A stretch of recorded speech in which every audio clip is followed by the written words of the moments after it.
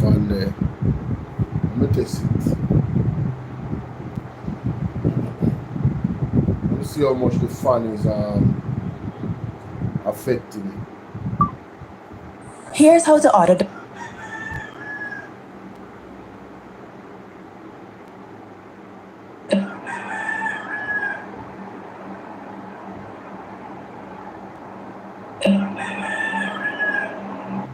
The fan not so bad, man. The fan not so bad. Fan not so bad at all, you know. Ladies and gentlemen, welcome to the platform. It's your brother Bolo BVR. This is the calling show. Alright? The number is in the description. It's also in the title of the video. Obviously, there's a lot going on here in Jamaica. One of the most recent situations that has caused emotional civil unrest is a lot of things. It really is a lot of things that we can touch on. The raping of the 9-year-old and then the other 2 young ladies that was raped by repeat offenders that was recently coming out of prison. The video of the man stepping in the lady's head with a gun in his hand, the nurse,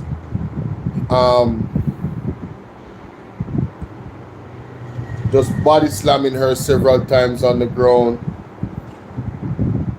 And I got a call from a concerned citizen that lives in the area of that man. And it's alleged that, you know, their entire family has this thing about them. It is alleged.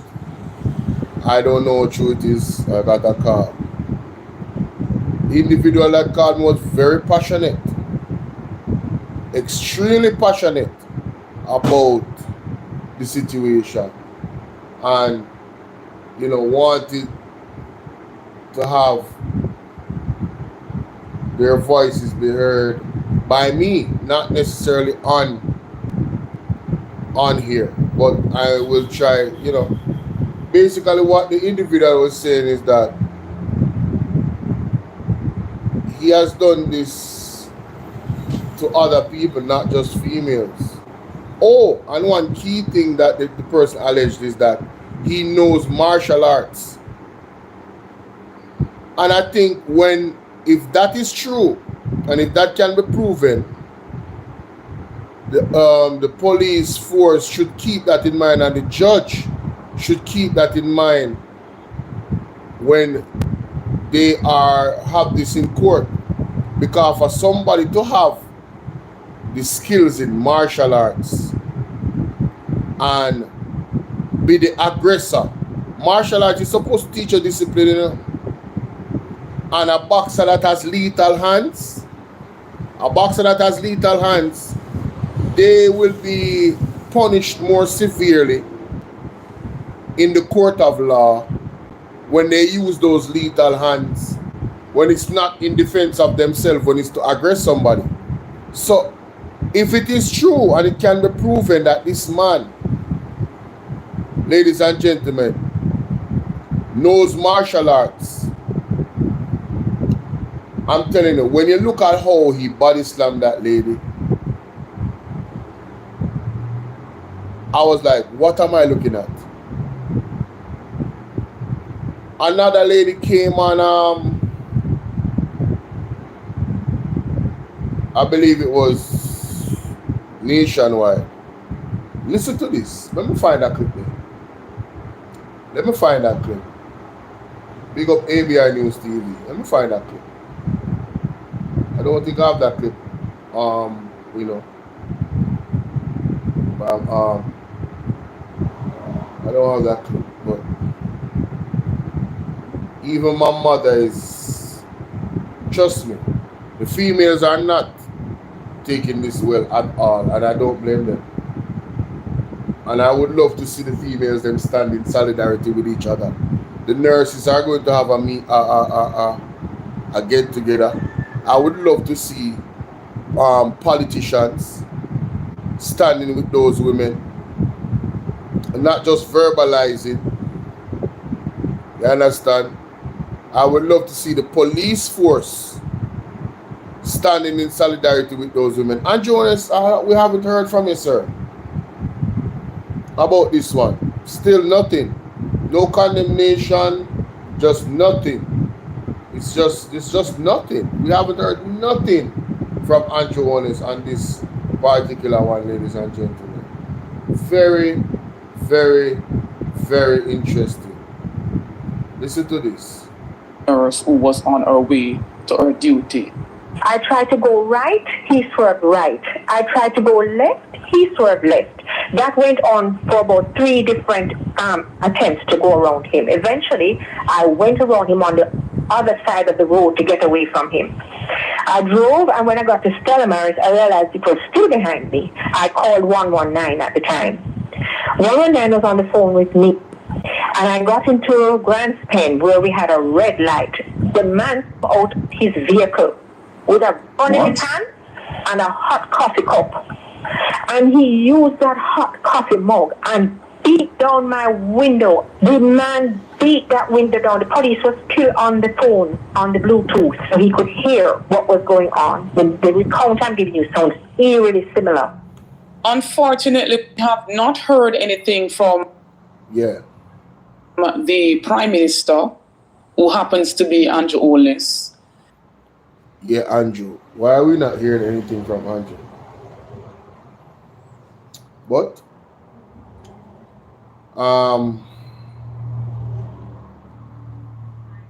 Patricia, Mrs. Patricia Duncan Sutherland had this to say. The following is a release from the People's National Party Media Unit. Today, our country is in a state of outrage and disbelief because we all witnessed the beating of a nurse, a female nurse, by a Jamaican man, kicking her in her head because they had a car accident, a fender bender. And this is happening on World Family Day, when we should be able to celebrate family as a foundation of our society. But this is not to be so for Jamaica, because we have developed a brutal pattern of violence against women and children, and it demands an uncompromising response. We cannot celebrate family in a society where our women and children do not feel safe. And all of this comes on the backdrop of the current trial of Constable Noel Maitland for the alleged murder of Donnelly Donaldson, which continues to expose the deep fractures in how we value women's lives. And only a week ago, the nation was again in a state of disbelief as we struggle to process the brutal rape and murder of 9-year-old Kelsey Farragon by a recently released sex offender. A horrifying consequence of a broken system for monitoring and rehabilitation. Light up the live, guys. Light up the live. And now the country is searching for a missing female University of Technology student.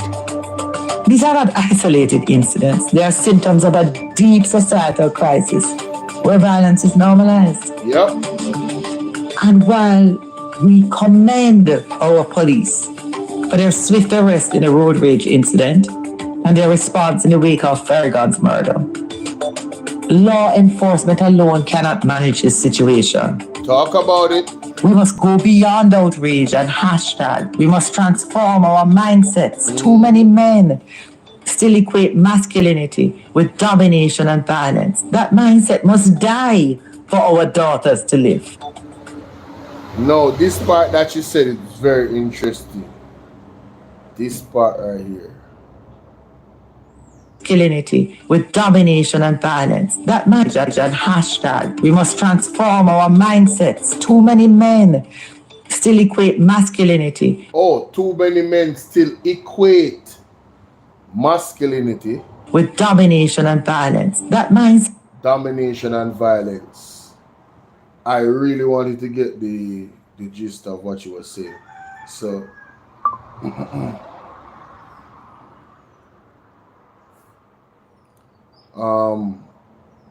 so equate means to consider one thing to be the same as or equivalent to the other. So what she's saying is that masculinity does not equate to domination and violence.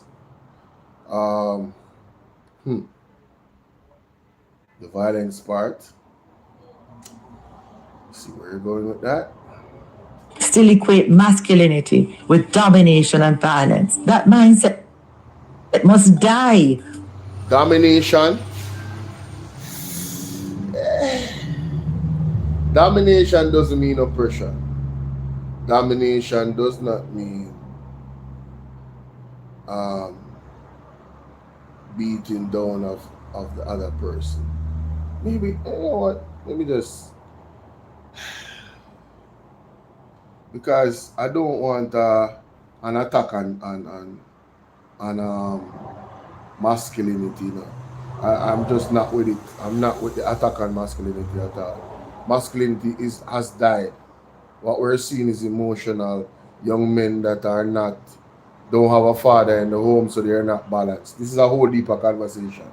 So you see, these single parent homes that primarily has moms alone in there, most of them breed up young men like this that are emotionally imbalanced because they don't. What's up, Wilbert Cameron?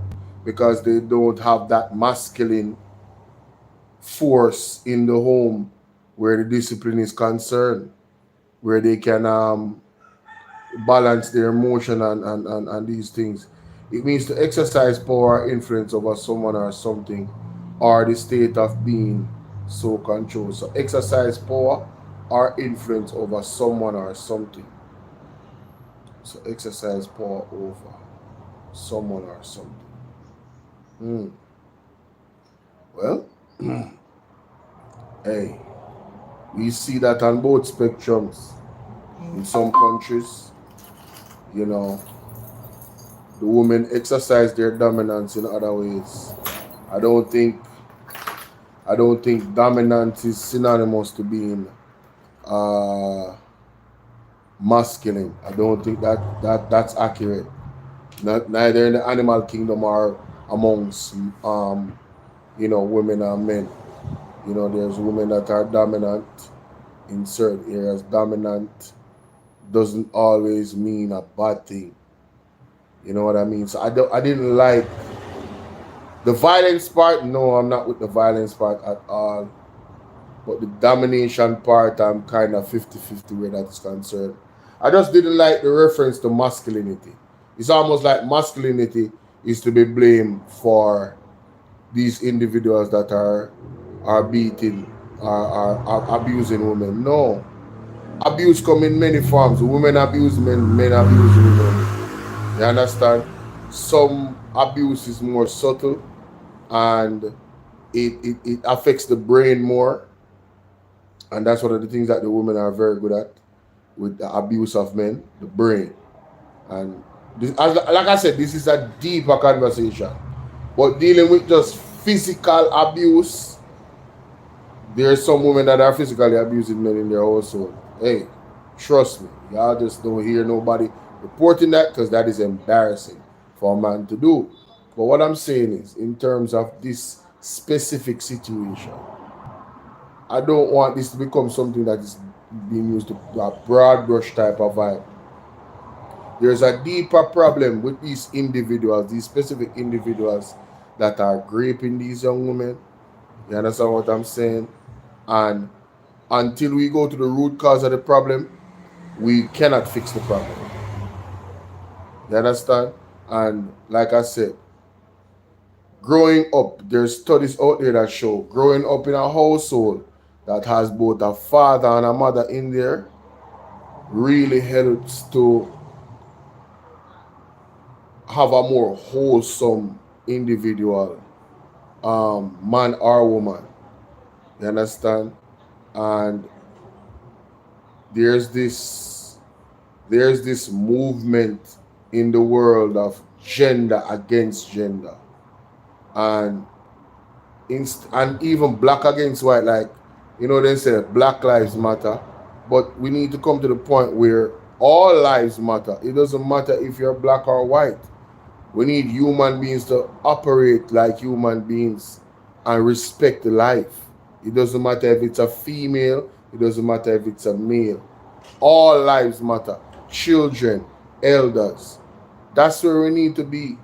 But there's this, I'm telling you, there's this undertone in our society, in this Western world, where it's the females against the males. And even on government levels, and I'm not calling out Miss Duncan, I'm certainly not calling her out. But that specific part of what she said, I was like, my spirit was like, So I had to listen a few times. So when she said equate dominance and violence, I was like, okay, the violence part I do understand, but dominance, Usain Bolt is dominant in his field of athletics when he was running. The young lady, what they call hot foot, she was dominant in her field. So dominance is not always something that is negative. The fact of the matter is that masculine was equated also to men who would open the door for a female when she was going in a car. You know, he would take off his shirt, put over her head so she can shelter from the rain. That's masculinity. So I really don't want an attack on masculinity. Please, let us kill that. All right? Let us kill that. We need more masculine men. I would contend that that man that stepping that lady has zero masculinity. Because that was not him defending himself against. I've seen women beat up men in Jamaica. I've seen 2 women beat up a man in Jamaica on video. Beat him. Mash him up in his head. Brrr. You understand? Of course, you know. The society doesn't really. Sorry for man. It is what it is. And you see, this is where I don't want it to go. But we have to be fair. Yeah, I watched a video of 2 women mashing up a brother, you know. I'm saying mashing him up, you know. And it seemed like it was some domestic affair, like, you know, you sleep with this girl, you sleep with me. And the sister and the 2 sisters, them beat up the man, you know. Who is this person? Oh my God. Did I not have my video on subscriber only? Somebody, yo, these people are really a-holes, you know? And his name is a-hole. But anyway, let's get back to the rest of this. Law enforcement alone cannot manage this situation. We must go beyond outrage and hashtag. We must transform our mindsets. Too many men still equate masculinity with domination and violence. That mindset must die for our daughters to live. I'm urging all of us to raise our voices together, not just mourning, not just in outrage, but in unrelenting advocacy. We need a Jamaica where speaking up for women and children is not a risk, but a responsibility. Where silence is not the price of survival. And where every girl grows up knowing that her body is hers alone. And where men and women choose to live together in harmony with respect, love, and where we choose to value each other. If we say we believe in family, then we must believe justice, safety, and dignity for every woman and every child. We must strive for respect between our men and women. I am calling for this in the wake of the harrowing statistics released by Superintendent of Sissoko, revealing that more than 3,000 sexual offenses were reported against over 2,100 children between January 2023 and May 2025. And of the 333 cases already reported this year, rape, grievous sexual assault, or sexual intercourse with a child under 16 accounted for 76% of the cases. This is not just a national crisis. This is a national disgrace. Behind every number is a name. A child robbed of their safety. A woman robbed of her dignity. A family left. We cannot cause social transformation. We cannot have the transformed Jamaica unless we address this. Time comes. And visit our website at pnp.org.jm or check us out on Facebook at Jamaica PNP. You see, one of the things that we have to live with, is that people have a right to choose. It's one of the things you have to contend with. I would love to hear from you guys. The lines are open, and they will hear you very clearly. I'm using the little box. So you call on WhatsApp only. The number is 1-876-451-6535. All right, and you can call and give me your views. It doesn't have to be about this topic, but like I said, there's a lot going on. I'm saddened that there's a lot of people that are afraid to let their voices be heard about a lot of the things that are going on in Jamaica. Somebody called me and tell me something, and I can't remember the full details of what they said, but may I tell you, the level of corruption that is happening in this government. Remember I said they say no secret in Jamaica,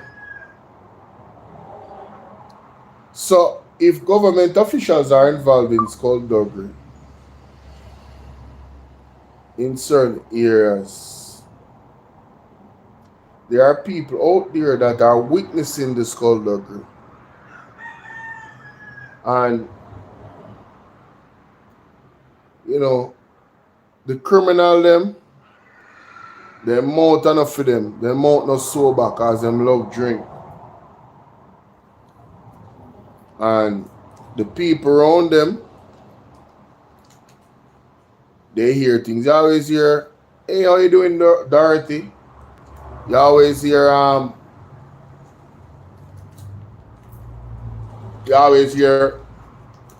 this is we know some talk about the eagle are flying.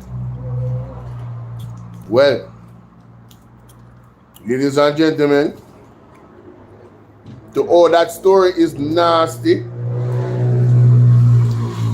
The person did not want. I was referring the person to somebody else that is of more. We can handle these types of stories that can do more deeper investigation. Them said them not even want. They want me to relay the message. Me said me. No, sir, that I'm going to reach you some other way. I don't even remember the details, the name them we call or so. I don't even remember. My brain lock off that. Me say, if you are afraid to go on a record to call somebody, we can investigate the thing. What you want me to do? What you want me to do? I look at Bolo and don't make me size fully. I'm just a humble, law-abiding citizen of this country. Concerned citizen of this country. Yeah. So, me I left that one day alone. So the involvement of the politicians in the ghetto, nothing has changed. That's all I will say about that. Not a god thing has changed. They are still deeply involved in garrison politics.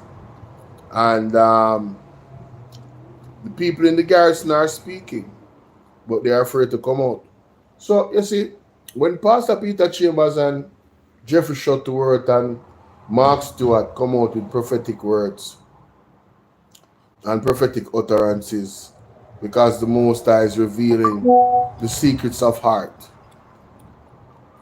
don't be surprised. Oh, as a matter of fact, guys, I am lining up.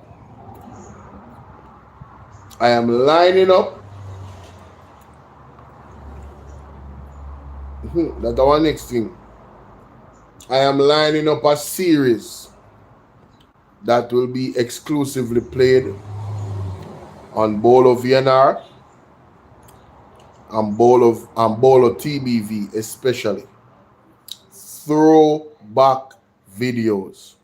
I'm lining up a series of throwback videos. Let me see how much of them I download so far. What is the number here? Details. 23.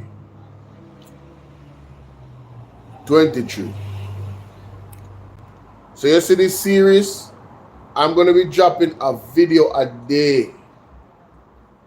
Alright? I'm going to be dropping a video a day. So I want you guys to subscribe to Bolo TBV and Bolo. As a matter of fact, let me drop the link to them in the chat. Give me a second. In the meantime, I'm going to play this. They start it off with Right Mango. Hear this. They're Jamaicans. I feel like talk today. I'm in a chatty mood, a very chatty mood. I remember 5 to 7 years ago warning Jamaicans that locking up people indefinitely under a state of emergency, violating the human rights of the ordinary Jamaicans, is a violation of the Constitution.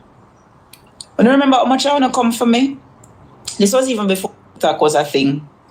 How much I want to come for me? How much I want to tell me, say, me want the murder rate to stay high. Me want the killer them to roam free.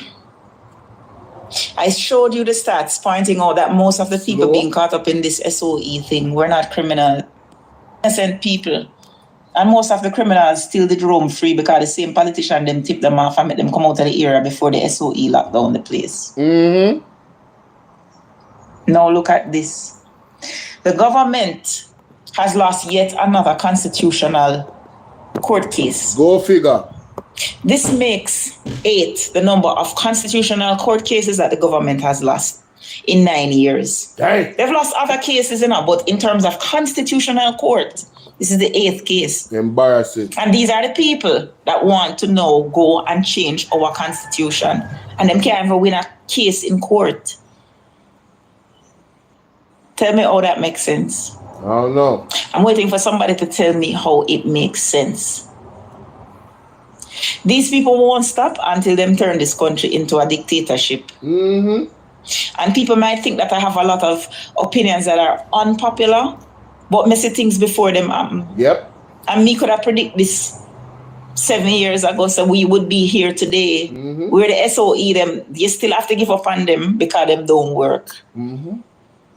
And don't for 1 minute think that this man, this commissioner, who has obviously given the police some order to violate the constitution of ordinary Jamaicans, which is what they're doing, is going to get a free pass either. Because if they're supposed to be taken to court, they are going to be found to violate the constitution of a whole heap of people.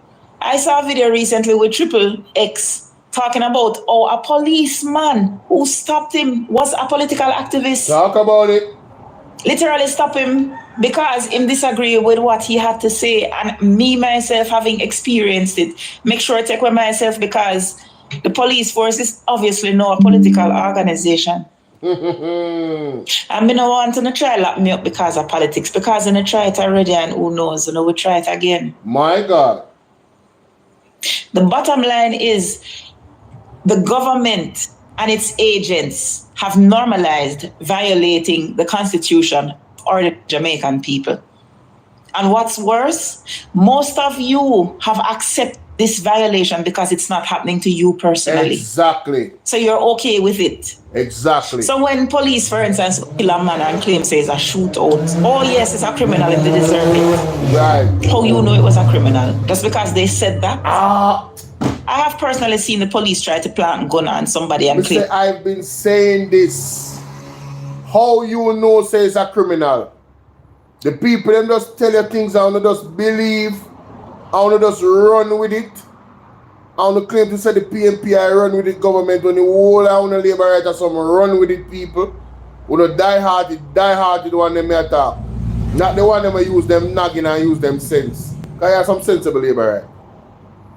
When you just run with it from they say that the people are criminals. You guys believe that they're criminals. It is amazing. When did we come to the point where politicians stop their lie? Isn't that like a requisite, like a DNA of politicians to lie to people? Isn't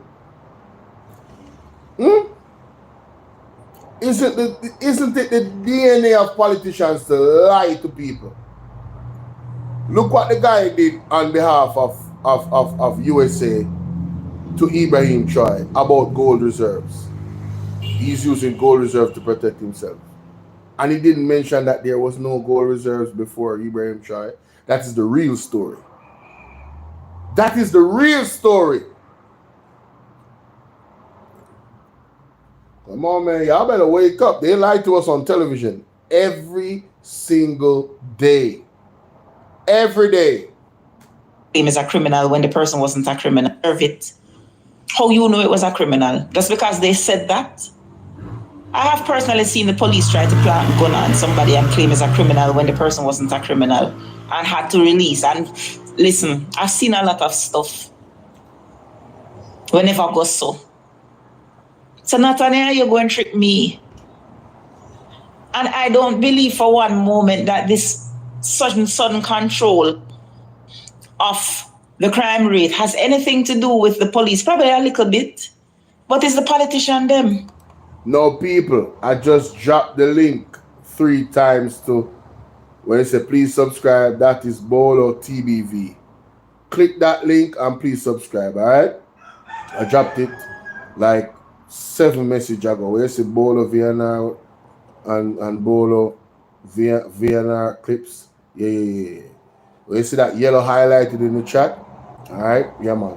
Go ahead and please subscribe. Right after in Dorothy said commissioner is I won't say that, but Dorothy Brown. I dropped it 3 times after she spoke right there. Hi Daniel. How you doing? Blessed Sunday to you. Oh, that is wonderful. That is wonderful. Yes, man. Father God have to take them down, yes. Father God have to take them down. Alright, so I want to subscribe to Bolo VNR as well. Like I said, I have a series coming that is going to be exclusive to that platform, those platforms. Alright, and that after those 23 videos, I will be coming with another series after that. And I don't want you guys to miss any of those series. So make sure you guys subscribe, alright? Alright, so let me just copy. Paste this couple times. Do 3 times or so. Yes, right there. So I'm live on both of my platforms right now. Bolo VNR Clips and Bolo VNR 2.0. And I want you to subscribe to my other 2 platforms. Yes? Wonderful. Alright. Let's continue with Right Mango. Miss Right Mango. Police control and it was a criminal just because they said that. I have personally seen the police try to plant a gun on somebody and claim as a criminal when the person wasn't a criminal and had to release. And listen, I've seen a lot of stuff. Whenever I go so. So Nathaniel, you're going to trick me.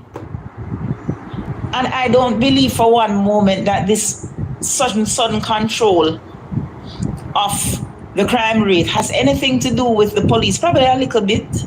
But it's the politician them. It's the politicians. The people who are creating mayhem, taking order from the politicians. Nobody can tell me nothing. Hey. It's Jamaica name. Remember good. But at the end of the day, the SOEs did not work. They did not work. Now what's happening is that you're rounding up and killing all of these dons who served the politicians so well for all these years. And anybody who the police have a grudge against them get caught up in the middle.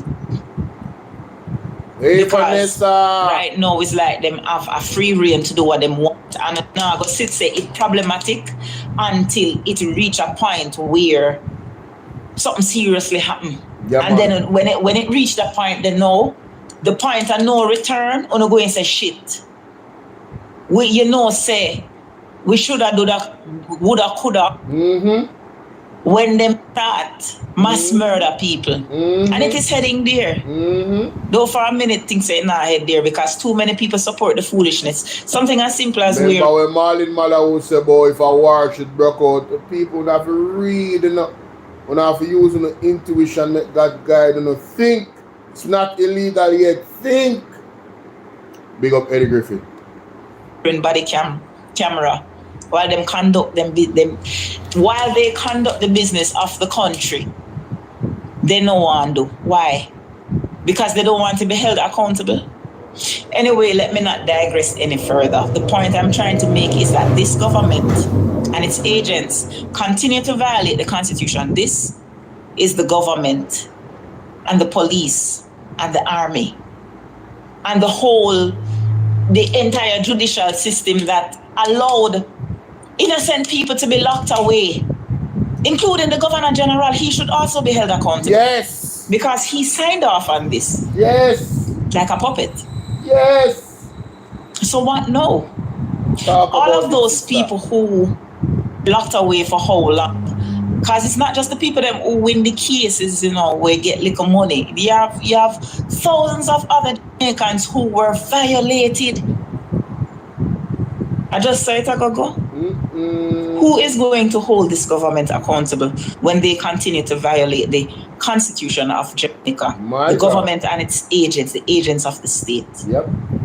When going down a slippery slope. Very. That's all me have to say. If you don't want to notice it, if you don't want to see it, and you don't want to say, they're killing the criminals, then soon call you a criminal and come for you. That is it. Argument done. Goodbye. Hey, me tell you, say, you see, right mango, man.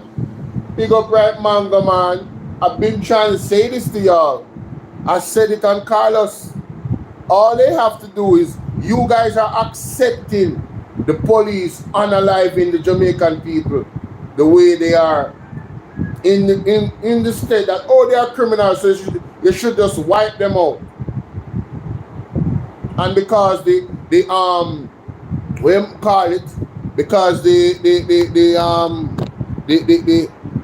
what them call it again, man? The prisons are full and court cases are backed up.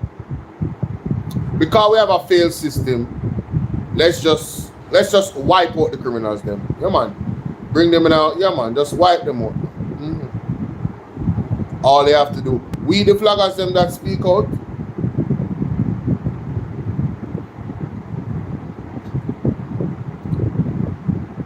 Oh yeah, man. I'm a criminal, man.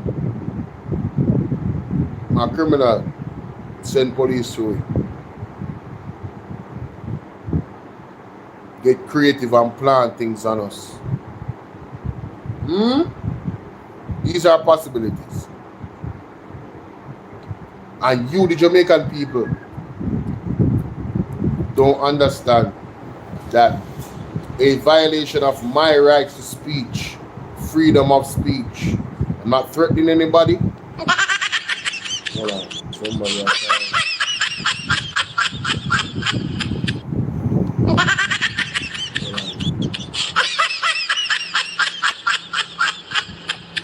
General that I calling him, I go. Hold on there. I thought that my computer was hooked up. May I call you now, my general? Hold on there, give me a second. I thought that this computer was hooked up to my WhatsApp on here, but I have to. Guys, give me a second. Pan Bolo VNR 2.0. Guys, give me a second. Let me just link my device. Let me just link my device, yeah. My God.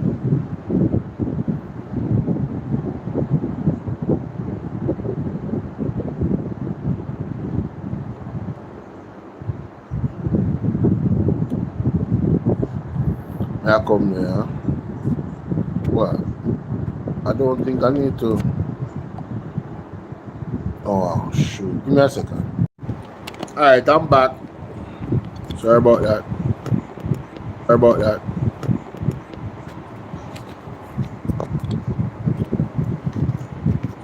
I thought it was linked to the computer, but it wasn't. Let me call the general. Hopefully you can hear me.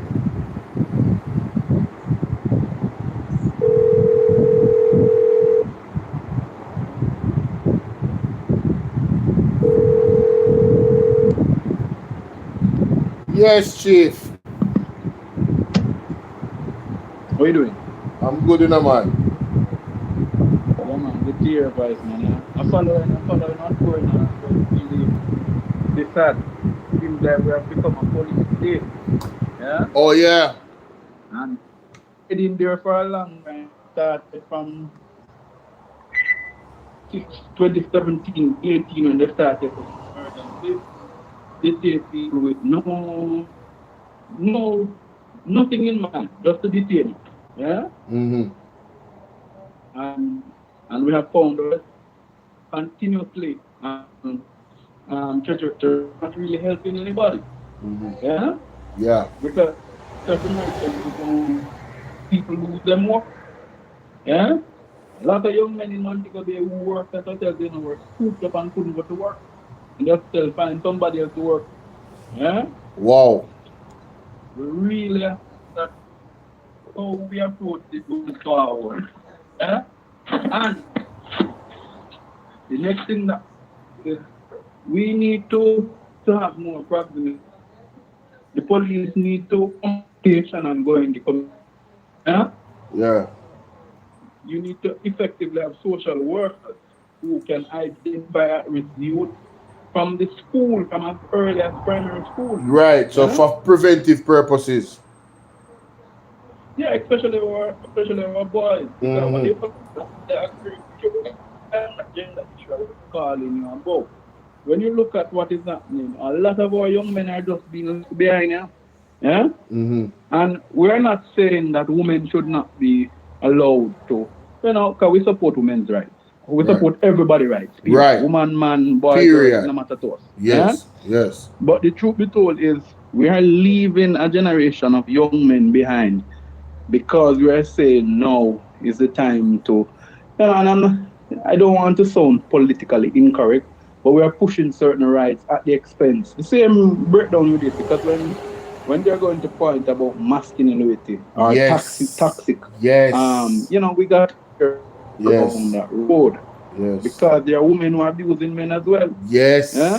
Exactly. And a lot of our men in the Caribbean, it's shown that the research has shown that they're not reporting it. They're there just are not women reporting. who are Exactly. abusing their own sons. Meaning every time them beat them up and telling them, remind them of them what this father. Thank you very much. And even if they don't, watch it now. Even if they don't beat them up, just by telling them that you remind them of what is father, then beating them up mentally, which is a psychological damage goes longer than the physical damage. Nobody can recover. Thank you.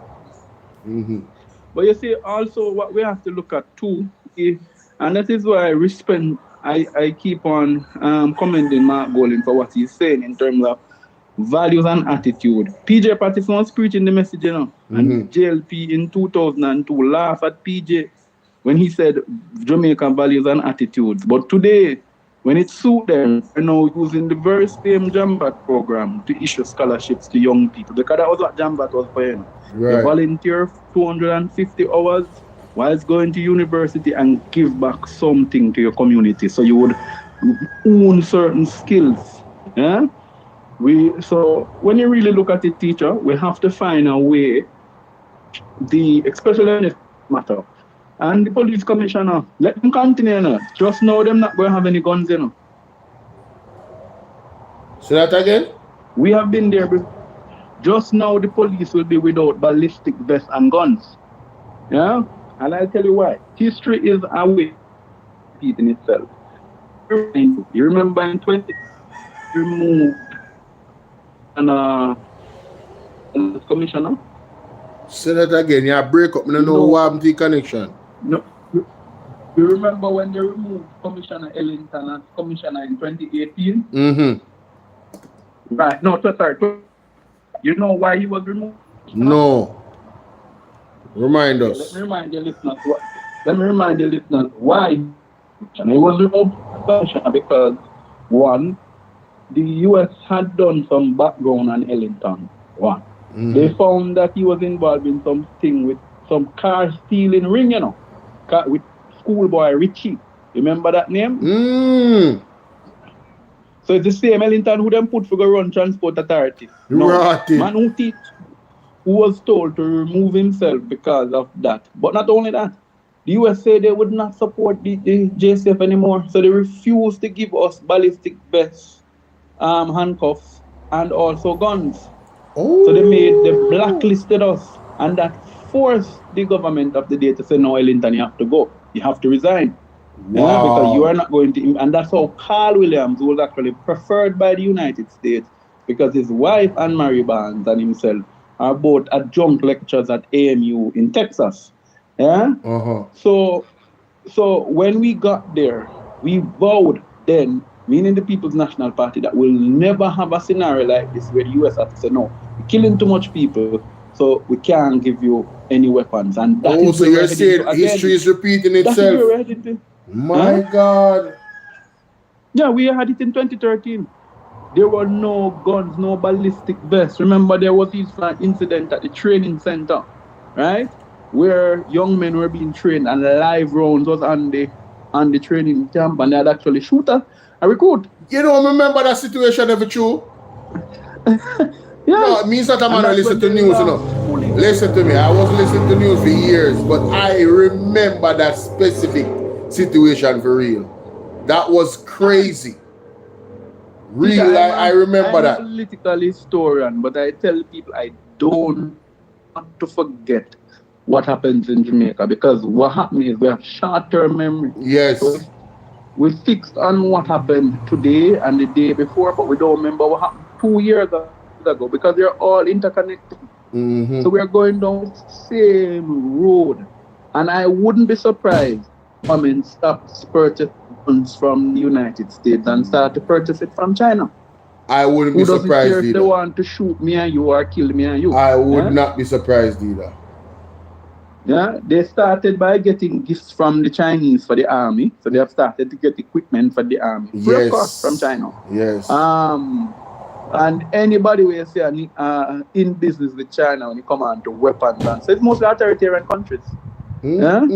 Because China no business if you want to shoot and kill 1,000 million people. That's not their problem. That's why I know they could sell. Yes. The Americans and the Brits and the Canadians will say, no. You have to show us that you have demonstrated certain human rights. And one of the things that really hurt me with this state of emergency, I've seen in 2015-16, let's go back to 2018 actually, the police force have detained people from 2018 and trumped up charges, in some communities, particularly in areas of East Kingston and Eastern St. Andrew, East Rural, Eastern St. Andrew. So you're talking about places, Rockford, all the way back to Bull Bay, then all the way back up to Papi.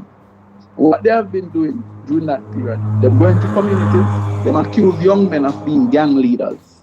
Gang leaders, you know. Then them lock them up and hold them indefinitely. I know of individuals who have been in jail for 4 years, and every minute the case call up, them can't come out. And that's The not case just keeps on that's not surprising. indefinitely. That's not surprising because the other day Isaac Buchanan had a gentleman that was in there for probably over 25 years to rot it, if not more. Yeah. Never got caught one time. Man turn old man. Right. And this is why I'm saying we have to, and the Jamaican people have to be careful. What we're not doing, what we must not allow to happen is the state going into an authoritarian approach and dealing with this crime as if you can just use the issues to trump up on the rights of people. I don't business who you be. Yes. Whether you're P, you're J, or you're no P. When it comes down to constitutional rights, there's only one thing guiding. Outside of my Quran, as Christians would say, your Bible, outside of the Quran, there's only one thing guiding. Yeah. That is Almighty Allah. Nothing else. Almighty God. Nothing else. So me no look pan color when it come on to people's rights. You must all, because you see, or gender. You not defending somebody's right. Today the policeman who shoots Joe can be the policeman who shoots you. Indiscriminately. So you have to, anywhere this thing called abuse of human rights rises its ugly head, we must deal with it. And for too long, we have taken the approach in Jamaica which has not allowed and it's the ordinary people who are getting this. You see this boy who beat up the woman? Had it not been for social media, and I made a walk with scotch free. Of course. That's facts. Scotch free. Even let's say his face was a little bit masked. Let's say let's say the cameras were not working the way. The man would have walked with scotch free. And you could tell that this is not his first occurrence, right? And whilst we're being so essentially, sensationalism about the whole issue, we're being sensationalist about the whole issue. What we need to look at is we need to seriously look at the other things which are very serious, which includes one, the police force for too long has taken this approach, like in St. Mary. They're running off people off the road in Bailey'sville. They have had St. Mary under certain areas in St. Mary where don't have crimes. Not a crime hotspot. All of a sudden, St. Mary is hot. Yeah? And it's not a crime. St. Mary, anybody who knows St. Mary, the only place in St. Mary get trouble is not a be occasionally. Okay, that's true. Have its flare up. That is true. And it goes down. Yankee bless, big up. That is true. Why are you having a curfew continuous in places like Bailey'sville, Three Hills, which is a residential community? May I speak about that and tell you how them people up there get their mansion through the land program and the PNP? Right? These are proper areas. Why are you putting curfews? You know why? Because the police is also trying to use the curfews, because a lot of these young men who are in these areas are not attached. Some of them get themselves occasionally in trouble, but they're now following the PNP. And we must realize it is in Western St. Mary a constituency that they're set to lose. Yeah. So it is alleged that the police force is politicized and operating as such in favor of the ruling party. Not they've always done this since the jail period. I say the one. The force particularly in St. Mary. Skip. Because remember that the minister... Skip, you break up. Me I call you back. Me no know. What Monty Q? You hear me? No, go ahead. Me I call you back. Because we are break up. I want to see if we can get a better feed. Me I call you back. Okay, no problem. I don't know why it sounds so low. For one. Hey, can get the other Bluetooth speaker? Huh? Hold on there, guys.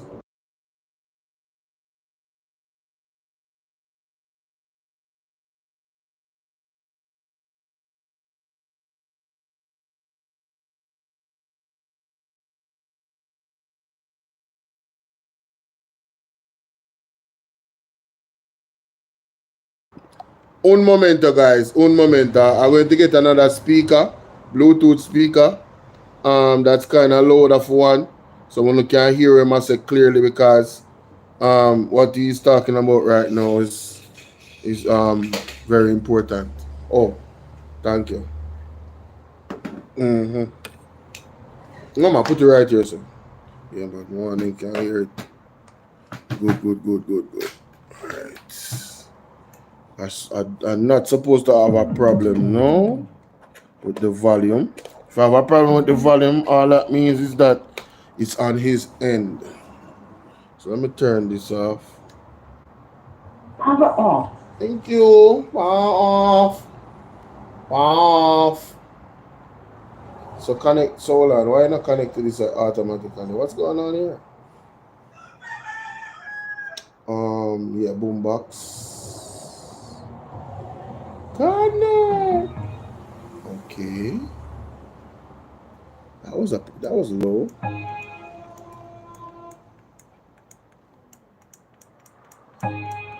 Alright, that's the best I can get out of it.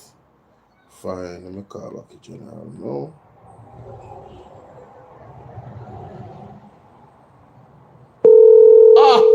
That is it, man. That is it.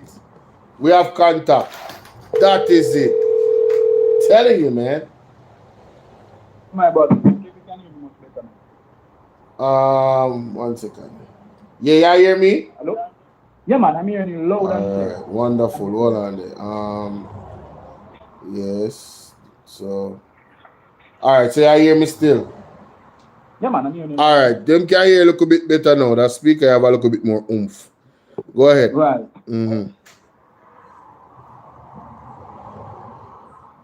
Go ahead. That's what we're seeing in St. Mary. Something really wrong. You use a Bluetooth or something? No, man, I'm using I think it's my Wi-Fi. Bolo, give me 1 second, let me change the thing I'm on. Alright, yeah, man. Me never really have that problem when him call me.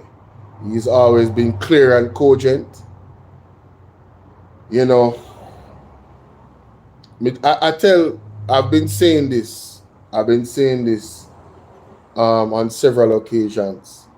The political climate that you have right now, the utterances that we have been getting from heads of government, people that are of high stature in terms of their time in government, Desmond McKenzie, Everett Warmington, the type of stuff that is coming out of their mouth, you know, and not just them, even gestures like Daryl Vaugh's gesture on stage and stuff like that, you know,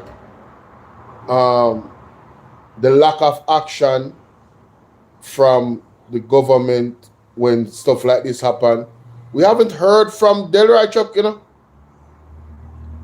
Several young women have been raped, and we haven't heard from the Justice Minister. The same Justice Minister. Hello? Yeah, my brother. Yes. This will be way much better. Yes. Yeah, it's my connection. Sometimes. Yeah, that chip in and chip out same way, but. Right. Mm-hmm. Right. So what I'm saying, as I quickly wrap up, that's what you're seeing happening in St. Mary. It's just some unjustified curfew. Because what happened? I think the police got a preview, or the government got a preview of what was coming in terms of the ruling. And if you see, they did not declare any state of emergency in these so-called areas that the curfew.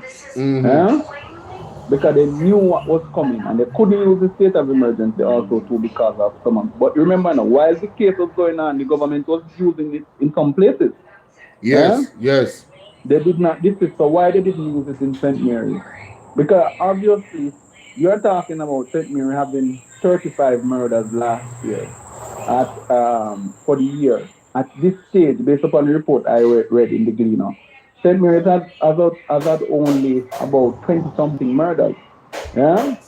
So what warrants, and most of that is in the southeast St. Mary, what warrants you going into western St. Mary? A pretty much peaceful place except for one and few incidents to say you're going to keep curfew down there. I am telling people that the former Minister of National Security, who controls the St. Mary Police and the Portland Police and St. Ann Police, now what they're doing is flexing their muscles because they sense that they're losing. And what they're doing is trying to frustrate the young men who decide that they're going to vote for PNP. I'm not going to say all of these young men, that they have not had a questionable past in the past. But when you come on to expressing your democratic right in a business, so long as a man now going in a political meet now, going in a community and terrorize people, allow them to vote and express who they want to express that for. Yeah? So these mechanisms that they're using is really to try to stifle the voters in Western St. Mary and Southeast St. Mary. But there's nothing that they can do. The result will be the same. Done will be done, and there will be no more Bobby. Yeah? How much days we have left before September 3rd? Before September the 3rd, I'm not very good at counting days, but I think we have about 90 days. I'm not good. Give me the month, trust me, I can't break down the days. I know some people that the day, the hour, the minute. No. Yeah. But I can tell you, we're very, and we shouldn't be having a government breaking project 3 months before an election. Yeah, that needs to stop. That needs to stop. It needs to stop. And the PNP needs not to practice it either. Yeah, we don't want it no more. We're tired of that. That's the way of thieving, and enough people don't realize it. If you want thief project money, start a project and ask for the mobilization fund. What happens when the contractor gets that money?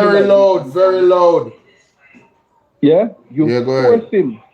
You force that contractor to come and give you some of that money so you can campaign with it. And that's exactly what the JLP do.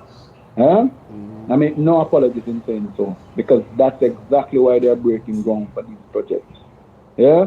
Because you can't do a pipeline in 6 months or 3 months. Come on. You can't do a building. Because you can't regional a building for how long? How you going to build a state-of-the-art new building in such short time? So we know what they're doing. Yeah. And the people must understand. They're going to come with the money, but take. Yeah? The reality of it is, your money them keep and them will get back to you. And nobody can know who you vote for. This nonsense about people can tell you who you vote for. It's a lie. No single ballot is counted during the voting process. You just look on the ballot number and say ballot number 1, PNP get that one. Ballot number 2, PNP get that. That's all they do. They don't look, because no voter's name is on a ballot. Okay? So they can't know who you vote for. And people need to wise up about that part. Anyway, so my brother. Yeah, man. Go ahead. It's 106 days left before September 3rd. We just count it all. I wouldn't mind if you had removed the 0 and it was 16 days. Mighty God, talk about it, man. My goodness. Brother, I want to see the back of this. And I mean, we tell people straight up. I have JLP people in my family. I have grown around. That's why I can have such good information from the JLP. I have friends in the JLP. Yes. My father was a part of the JLP. Yeah? Right. So, me know we have a friend them there. But I can tell you that Andrew Holness is arguably one of the worst things to have come into the Labour Party. One of the worst things. It's funny you should say that, man. I was on a call with a lady, man, and she was saying the same thing, man. It's not arguably. The man is the worst. Let's be real. And I've said it, and a lot of PMP upset with it when I say, when Bruce Golding won 2007, I was a young comrade, just learning, understanding the party, right? But I was never drawn to the JLP. A matter of fact, when I joined the youth movement of the PNP, a lot of persons in my family were shocked, because someone said, you should have joined the G2K. Yeah, you're young, promising, and have potential. But one of the things that I saw that made me turn off distinctively from the JLP was when I would witness some of their functions that they would have had. Many of the JLP that don't like poor people and lower class people. That is true. And this is not being prejudiced. I am telling you, when I used to go to functions, the first thing who you be? A lot of people would be wanting to know what their classism. Yes. There's a level of classism in the JLP which is second to none. That's a fact. Second to none. That in a period of time in the PNP, that classism crept its ugly head. I mean, I'm afraid to say, one thing with me, I speak justice. Yeah. We have seen the PNP attempting to its real originality, especially under Mark Golding as leader. Yeah. They started the process from, because even Dr. Philip was trying to say, let's get back to the talk about the covenant, let's get back to where we're coming from, what the values we believe in, and all of those things. Right. But when you really look at it, the JLP has always been for the monarch class. I want to remind people, if you check the house now, there are 49 JLP MPs sitting in that house. I can bet you my bottom dollar that at least 25 of them are engaged in business, not just their personal business, but business which benefits from government support. Business which what? Which benefits from government support. Let we go. St. Thomas, you have the onion man. Yes. Right? Yes. Let we go. St. Mary, right? The same man to accuse a contractor. So all him could come take it, tell me otherwise. Because I've seen it my own eyes when they're doing major projects in St. Mary. How the money, how him driver used to come for the money on Friday when the bill was being paid. So nobody knows that. So Bobby have a privately is running a construction company that him not really put him face out there, but a seen thing. And everybody in our Western St. Mary know that. That's why you the people them keep on saying Bobby alone and him friend them and get things to St. Mary Western. Yeah? Wow. Don, we don't leave St. Mary yet, you know. Don is a pharmacy. Don owns the tax office building that nobody is collecting $15 million a month. Yeah? How much? 15 million, sorry, a year. Oh, okay, you're frightened me out. I'm so weird. What? I made a mistake. No, yeah, man, that's why I say that's one weird. 15 million a month. So a year, $15 million a year. A year. I keep on saying a month. Yeah. A year, sorry. Yeah. And then that's St. Mary. We will go Portland, it's worse. If you go Portland, it's worse. Huh?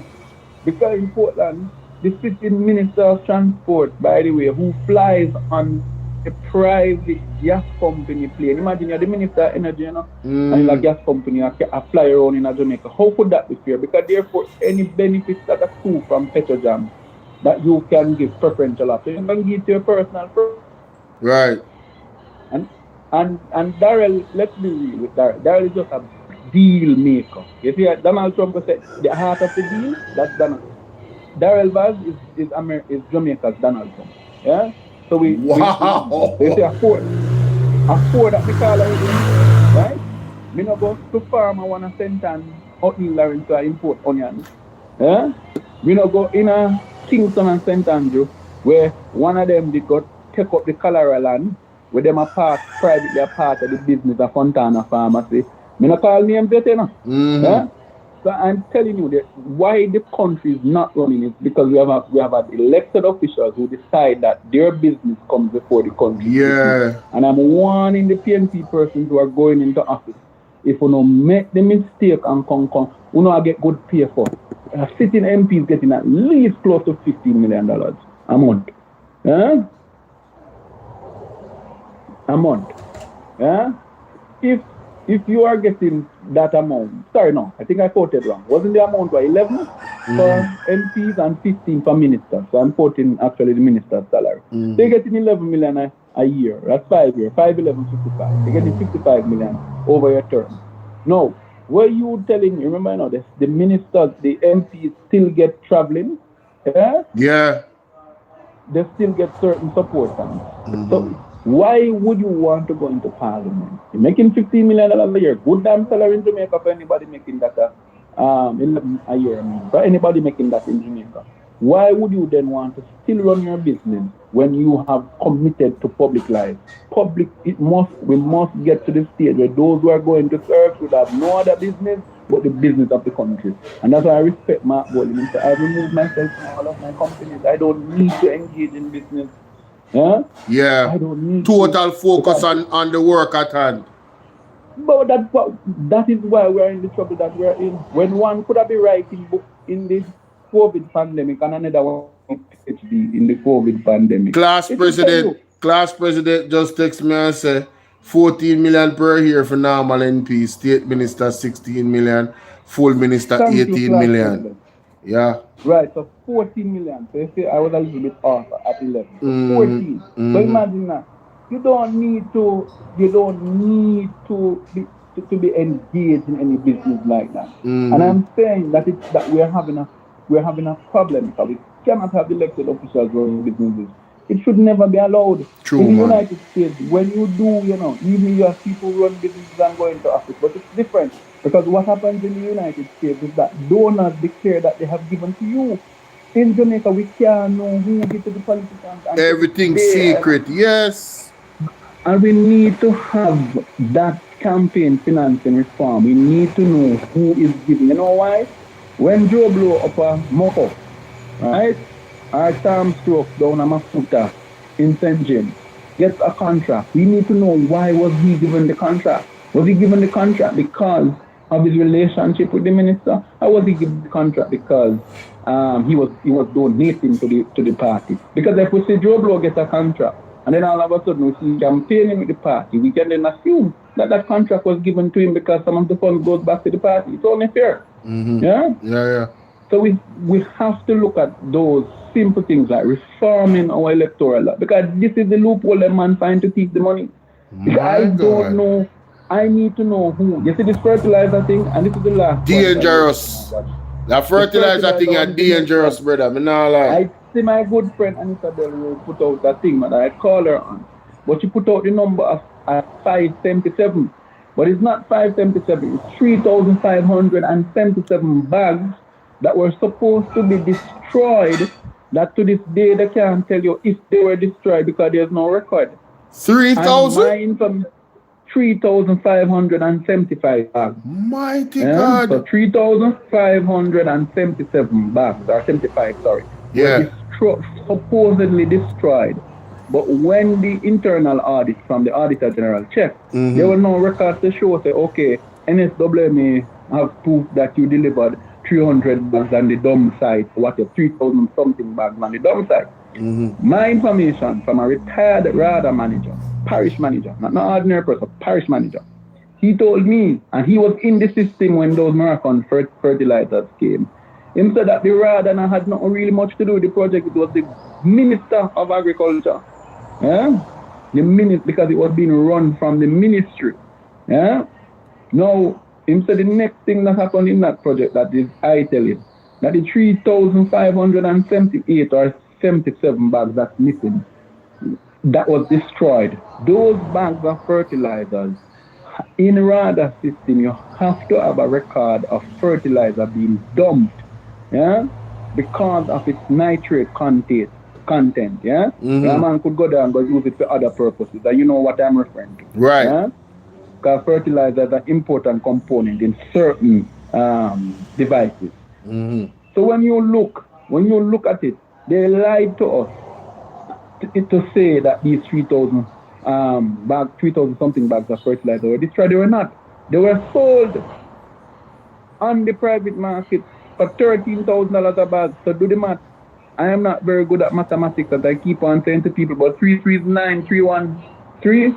Yeah. My goodness. It's clear that's about $39 million that somebody down. How much a bag you say? 13,000 minimum for a bag of fertilizer in Jamaica. Yeah? Quality fertilizer, 13,000. And look at that 3,500 bags.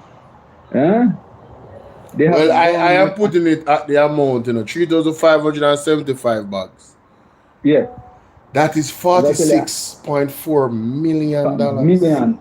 Okay, I don't know even what I was protecting. Mighty God. Yeah? And remember now, that's one of the scandals. Remember the 11,000 ones that's missing is fertilizer that is good. They claim is good, but it is missing. So it's two separate things. And I think this is where the country not seeing it. The 11,000 is 11,000 bags that the Auditor General says amount to a certain amount of money. I think he said 53 and or 100 and something like that. Yeah? So that is separate from the 3,000 bags where they claim. But if anybody is to face prosecution for this, it is the permanent secretary of the ministry, Derman Spencer, J.C. Hutchinson, Floyd Green, and Frank Witter. And I'll tell you why. They all three served as ministers during the distribution of the fertilizer. They all. The fertilizer distribution was done from the Ministry of Agriculture. It come from RADA. Yeah? No politician should be distributing fertilizer. When you go, when I'm a little bush, me and farmer friends, and I've done a little farming myself. If me want a bag of fertilizer, I want some implements of farming, I go to the MP. The MP may note or a letter and it says go up to RADA. Okay? I go to RADA. RADA tells me, you have a vehicle to pick up the stuff? And I say, yes. This is where you're supposed to get a black tank. this, that, and they give me the stuff and they put them in the vehicle. And I go about it, and then it is sent back to the MP to say, I received the stuff. But what they did with these fertilizers was give it solely to the MPs and understand that the GLP stand to benefit more. They have 49 seats. 49 seats. So if every single MP people have 100 bag of fertilizer, how do the math? That's not 4,900? More than one. So I believe that a lot of those fertilizers were sold on the private market by the same MP because there's no record to say who collected from them as MPs. How could you be distributing fertilizers, distributing things, and you don't have a record who collected, who gets it? The only way that can happen is if a damn plan to thief. And that's what they were doing. And the minister can, and I am told that also in Northeast St. Elizabeth, it has been sold in Northeast St. Elizabeth, the same Moroccan fertilizer. No. You see the labor at them out there that is gaining from these types of alleged skullduggery. Una no say una tear down the country. Una say una hide high level criminality and thinking it's gaining, you're gaining in some way. No, all you're doing is going to be continuously dependent on those people that are doing these things for you, and you'll never be liberated, and the country itself will never be liberated, and they themselves, their pockets will be fat forever. You guys are okay with that? I just want to ask that from the laborites. Are you guys okay with that? No, sir. You can't bother. What is Bongo Jumbo? What is this? Because on a serious note, I agree with you, because what you're doing is you're damaging Jamaica's reputation. Yes. I interact with people from different places, because I see various countries every minute. And the moment I came out, I say, where are you from? I say, I'm from Jamaica. Oh, Jamaica, oh my, what a lovely country. Man, we need to visit. Yada, yada, yada. And they say what they say. Right? But I'm telling you right now, as we look at this, what they did with this Moroccan fertilizer, and by the way, the Kingdom of Morocco was donating fertilizer to every Caribbean country. Right. What they have done is that if we were to get more fertilizers from this government, we may not get any. Because the reports are coming out. Remember that the government showing that them are thief the fertilizer, you know? Right. Right. So what motivation will you give to countries who want to give us? But I am saying, if this is how they thief the fertilizer, which is just fertilizer, physical stuff where you can see, where you can take up the bag and see. Imagine how they thief the money we couldn't see. Mighty God. All those donations to this day have not been accounted for. The Minister of Health can't tell you how much money the Ministry of Health got in donation. But remember, I'm saying money is not the problem, so. Well, money is not the problem for Tufton. He's one of them in business as well. Money is not the problem. Tufton should never be a Minister of Health in no country. He should never be a minister, period. Knowing who Tufton's campaign financier is, that is why the local suppliers who normally would supply the Ministry of Health and different places, that same is not paid in some instances. Because Tufton's campaign financier, right, who have a big company, where the largest pharmaceutical distributor in Jamaica, they are all of the contracts on the Ministry of Health. And the same money is going back to go finance campaign 2025 Tufton for president. That's a serious thing. If you look, the largest supplier or contractor for the Ministry of Health is a company. It's on Beachwood Avenue, the largest health distributor company in Jamaica. And I can't nobody name to get in something myself. Yeah. But the truth be told, it is wrong. You have the same thing going on, ministry after ministry after ministry. In St. Mary, right? You have a man, counselor by the way, sitting on the board that approves past benefits to beneficiaries. So imagine my name come up there, your name come up the board and say, who are you? You always up on social media and talk about what JLP do wrong. No man, no benefits to you. Scenarios like those. Yeah? And that is exactly what is happening. Anyway, mother, you know it is. Respect. You know, I can't make the Sunday pass and me not join me. I like the Sunday vibe, trust me. Yeah, man. Anyway, Respect, keep up man. the hard work, bro. Yeah, All the man. best. Oh, Cheers. same to you, brother. Man, long time in a year from General and head boy. You know what I mean? That's a lot.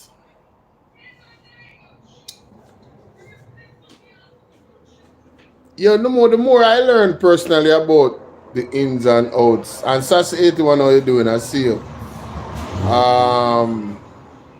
Profound Ministries PSA say, listen people, too much long talking. We need to demonstrate and then vote out the thief in labor rank.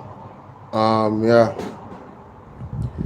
Sassy 81, it's good to see you. George B said, blessings everyone. I would sit and listen to this man all day. That was head boy talking.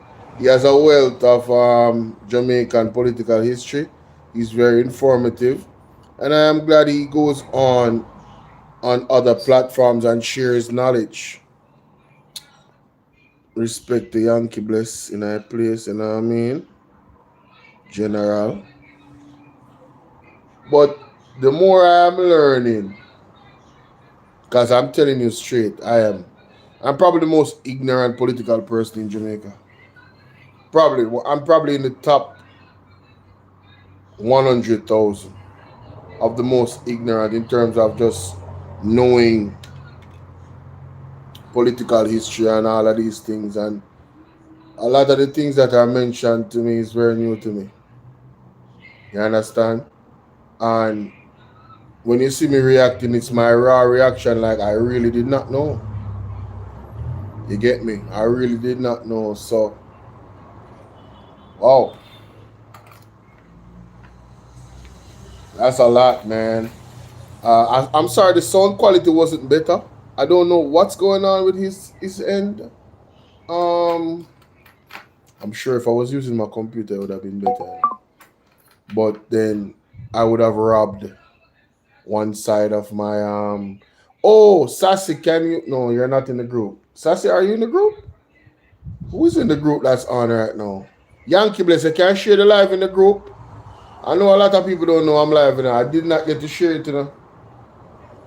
I didn't get to share it, honestly. Didn't get to share it at all. I only have 19 likes. Can we change that? Can we change that, gentle people? Really need that for change. 19 likes, something like, yeah, that needs to change.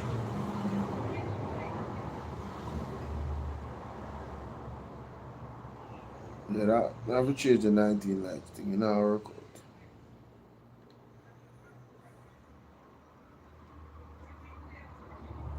Give me a second, man. Like I said, this is the call-in show. You know, let me try and call Sassy 81 to see if the audio is better with her.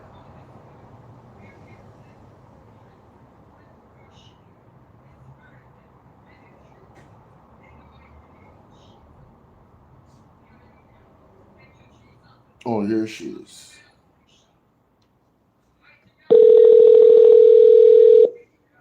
I don't know if it's my computer. I don't know.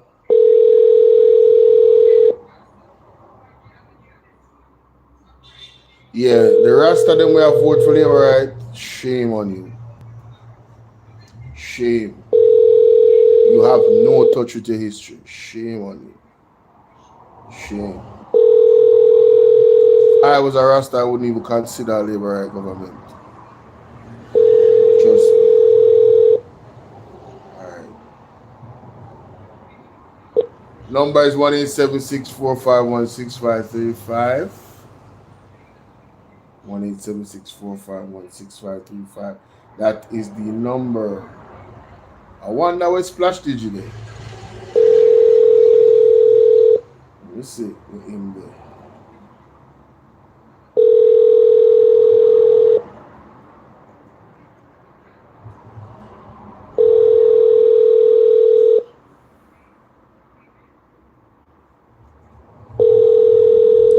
Like, you know, and about I'm asleep. Sunday rest. Sunday rest time. Running now. Early now, 12 o'clock. Probably I'll let you wait, probably not wait till well, yeah. You know. So we go. What is this? Why are my messages not going through? There's just way too much going on right now.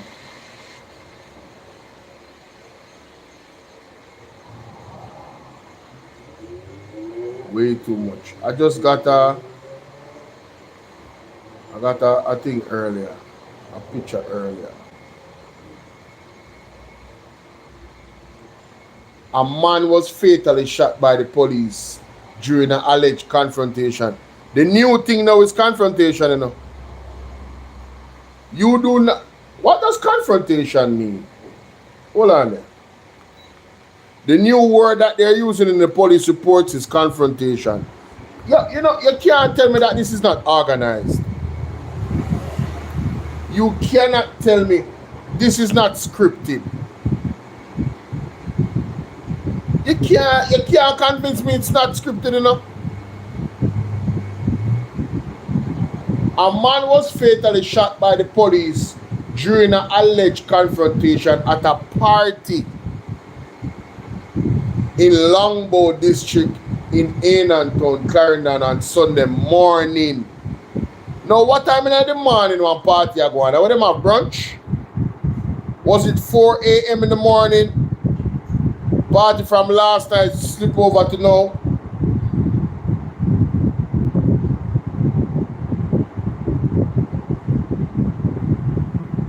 This making my head hurt, bro. It's making my head hurt. What would the police do if they didn't have guns? How would they interact with citizens?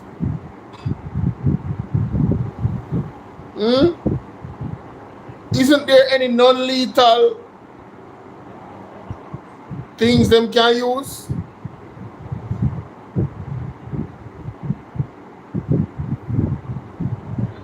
What if every citizen had a gun?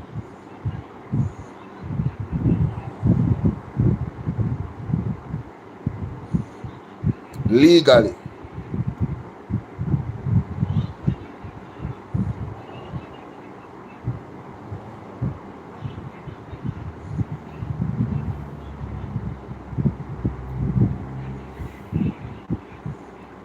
Man, listen. Something ain't right, bro.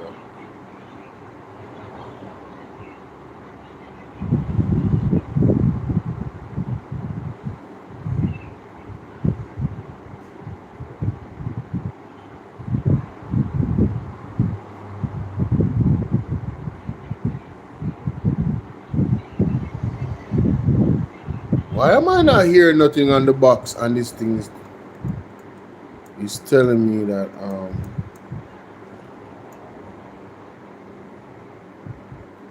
yo, the Prime Minister has one of the fakest smiles I ever seen.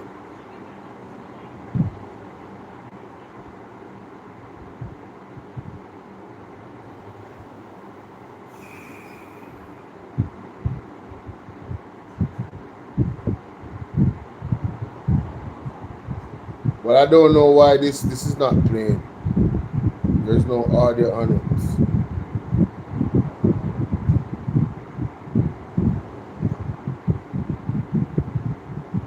He honestly looks like a robot, you know.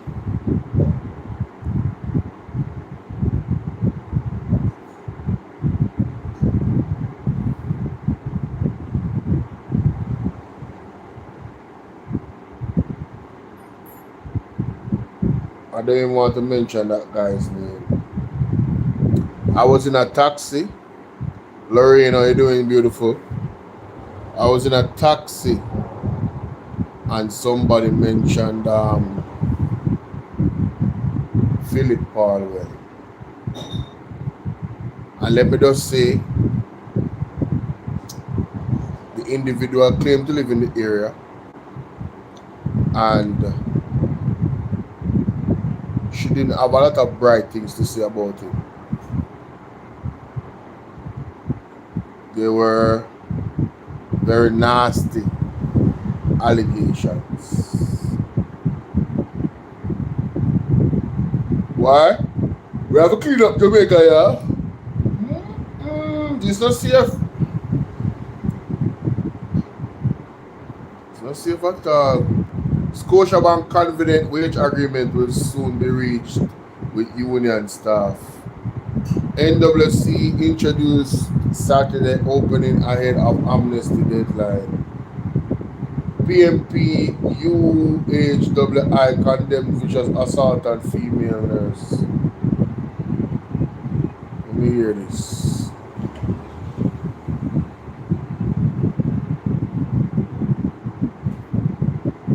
No, man, something wrong, man. Hey, Miss Collins, what's up, my baby?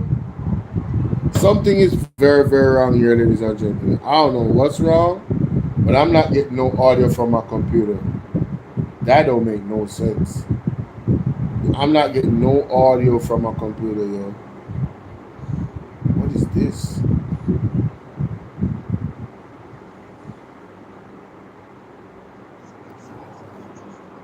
Oh, this box is fried. This box look like it done. Okay.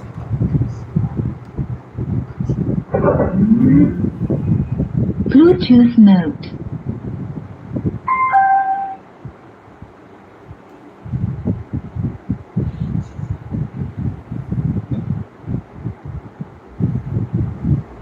So how all of a sudden this I want.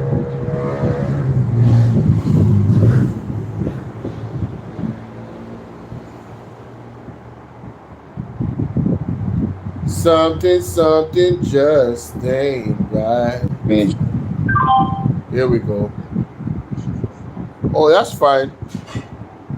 I wanted to find out what was going on with the box.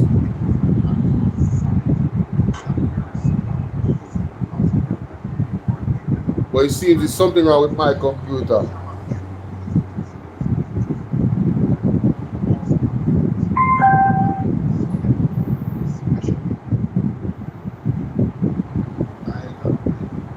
See?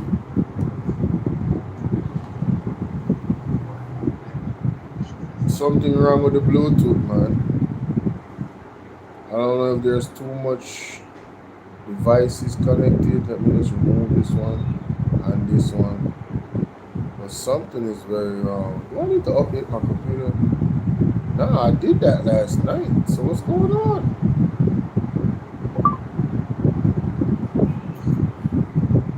Why am I not hearing anything from this?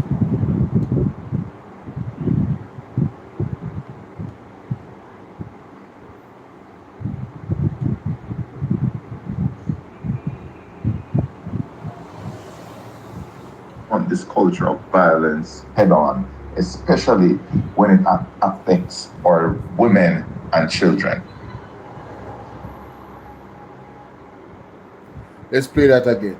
I am lending my voice. There we go. To the chorus of all right, Miss Collins, I see you, baby. Who are condemning the vicious assault of a female nurse in a road rage incident. This wasn't just an act of violence. It was an act of savagery. That nurse could have easily lost her life or ended up with permanent injuries. We cannot treat these incidents as just another headline. We must confront this culture of violence head on, especially when it affects our women and children. That is Mr. Adfeld Dawes. The FLA's investigation is critical. Firearm holders must be held to the highest standard, and any abuse of that privilege must be met with serious consequences. I am expressing solidarity with the Jamaica Nurses Association and the entire healthcare community, many of whom have been calling for greater protection amid growing threats of violence both inside and outside the workplace. We stand with our nurses, we stand with our women. Healthcare workers should never, ever have to fear for their lives simply trying to get to work. Mighty God, talk about it, my brother. Appreciate Mr. Alfred Dawes for his I would love to hear from the ladies, you know. You know what I mean? This recent attack on this nurse caught on camera, and the key word is caught on camera, because if it was not caught on camera, who knows? Who knows? You know? Court says high level of crime didn't constitute emergency.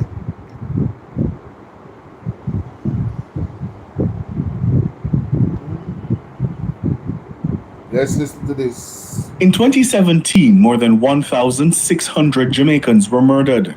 St. James alone accounted for 335 of those murders.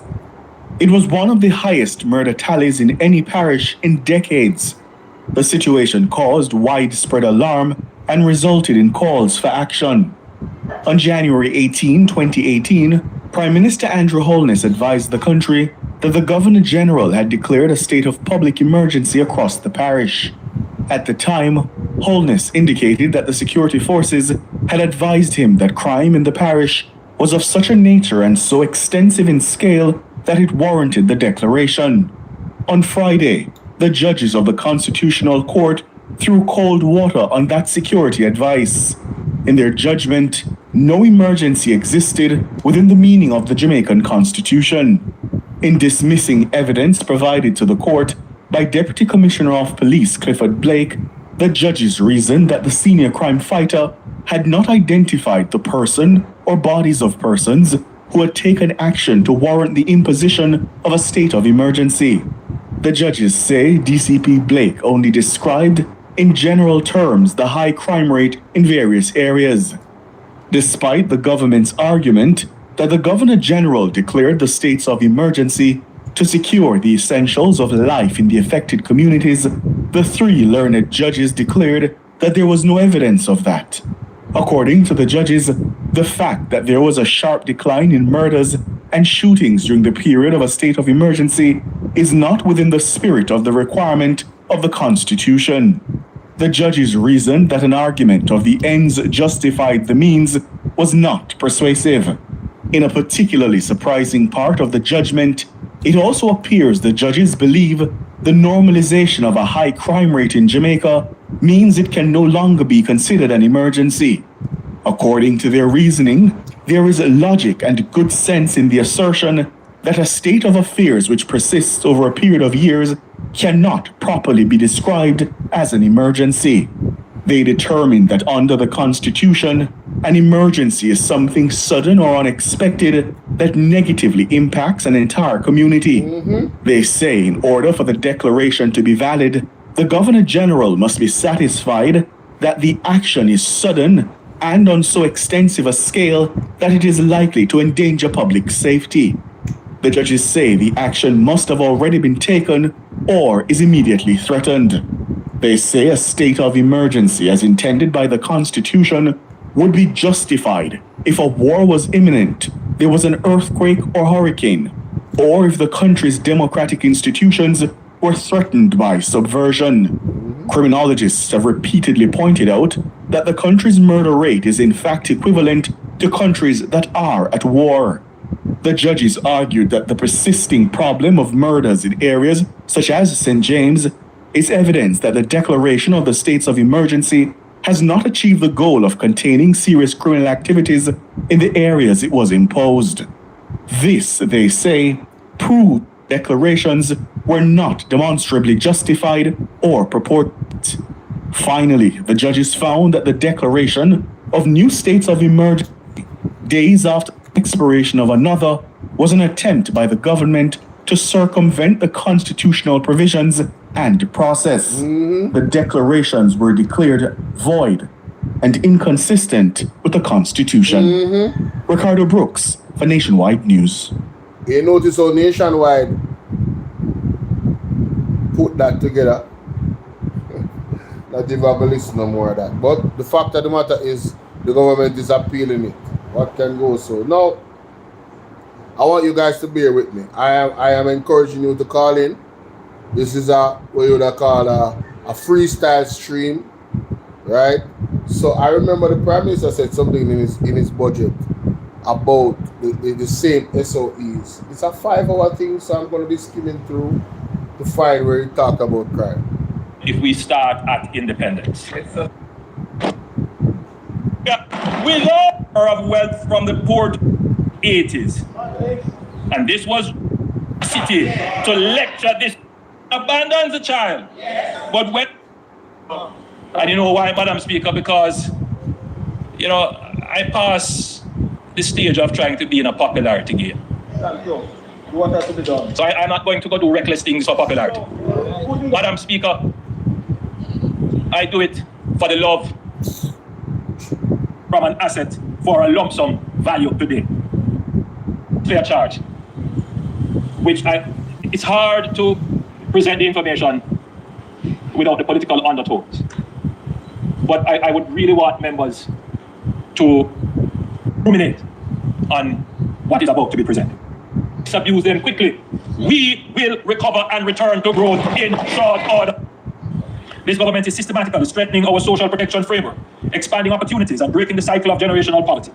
We are not just talking about it, we are taking decisive actions. In 2021, we introduced Jamaica's first ever social pension, providing a guaranteed income of $15,000 for vulnerable Jamaicans 75 years and older, ensuring that they can live in dignity in their golden years. We have ramped up investment in the new social housing program or pension scheme in upfront. We increased funding for the attempt in 2020 is that thousands of children in low-income families reach of a path household or a ward of the state will be back our economic transition. And in 2019, we made a record $9.5 billion investment to modernize our security apparatus. This substantial increase in our first term was necessary to compensate for years of underinvestment. And you can just look at the years of underinvestment. In fact, when you look at the last 20 years, it's clear that the Jamaica Labour Party government made the greatest attempt at funding the security forces. This is the part I wanted to listen to. Have strengthened our security forces through investments in equipment, vehicles, to reducing violence. This is not rhetoric. This is not an opinion. This is an undeniable fact backed by empirical data on inflation, unemployment, exchange rate, balance of payment, net international reserve, debt to GDP ratio, and poverty reduction. All right, so I want to listen to this part of the budget when he talked about the security forces. I want to listen to this. There's a specific thing that I'm actually looking for. So I'm going to speed it up. Because I know some found not even want to hear me now. I'm going to speed it up a bit. Alright? Because this thing too long. Madam Speaker, creating wealth and making it accessible to all is the DNA of the GLP. Bring to market so that the ordinary Jamaicans can participate and share in the value they create when paired with private sector enterprise and innovation. At this stage, I can announce that the Jamaica Mortgage Bank is being prepared to aspire. And that stands for safety and security. Madam Speaker, there can be no real economic growth, no true inclusion without security. For too long, violent crime has cast a shadow over our progress, stealing the potential of young lives and holding back our economic transformation. Thankfully, we can now say the tide is turning. Jamaica is taking decisive actions against violence producers, and the results are evident. Madam Speaker, in 2024, Jamaica recorded a 19% reduction in murders, following a 7% decline in 2023, bringing our homicide rate to 40.1 per 100,000. While still high, we are now outperforming some of our regional peers, a stark contrast to 2016, when Jamaica had the highest crime rate in the Caribbean at 50 per 100,000. Unlike much of the region, where homicide rates are currently surging past ours, we have reversed the trend. And now other countries are studying our approach to reducing violence. Notably, Madam Speaker, the 2024 Christmas season was the safest in 20 years, with just 6 murders recorded during the Christmas week. Since 2024, the country has seen a sustained decline in murders, culminating in 47 murders in February 2025, the lowest monthly total in 25 years, and a 43% reduction compared to February 2024. If you were to compare between February 2022 and February 2025, murders have declined 55%. Additionally, major crimes as a whole, including murders, shooting, robbery, and break-ins, have declined by 21%, reaching the lowest level since disaggregated data collection began in 1999. Jamaica is now safer than at any point in the last 20 years.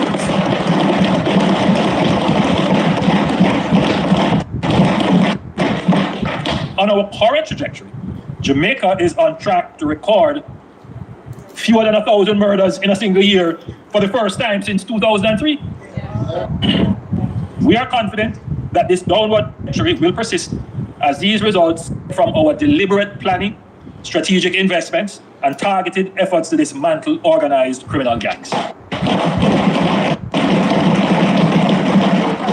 My government has recognized violence as a national emergency, and as such, made the strongest sustained investment in national security in Jamaica's history. In 2015, before my administration, capital expenditure for national security was $2.67 billion. $2.67 billion. Yes, there were times in the 90s and early 2000s where the capital budget was non-existent. So when we wonder why we have the security problem, just trace it back to poor economic policies, where you had to spend 70% of your tax revenues on repaying debt caused by poor economic decisions. By 2018, we increased the spending on security to $12.7 billion.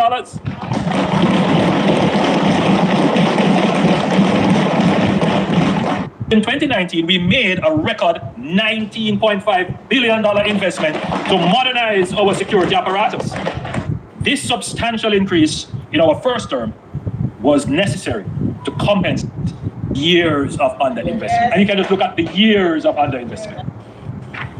In fact, when you look at the last 20 years, it is clear that the Jamaica Labour Party government made the greatest attempt at funding the security forces. These funds have strengthened our security forces through investments in equipment, vehicles, intelligence, forensic technology, and advanced training in cybercrime, counter-trafficking, and financial intelligence. Yes. We have enhanced the operational ability of the Jamaica Constabulary Force and the Jamaica Defence Force, rearming them with modern tools to dismantle criminal networks. In the case of the JCF, we have invested in building one of the most advanced law enforcement agencies in the hemisphere. Did you hear that?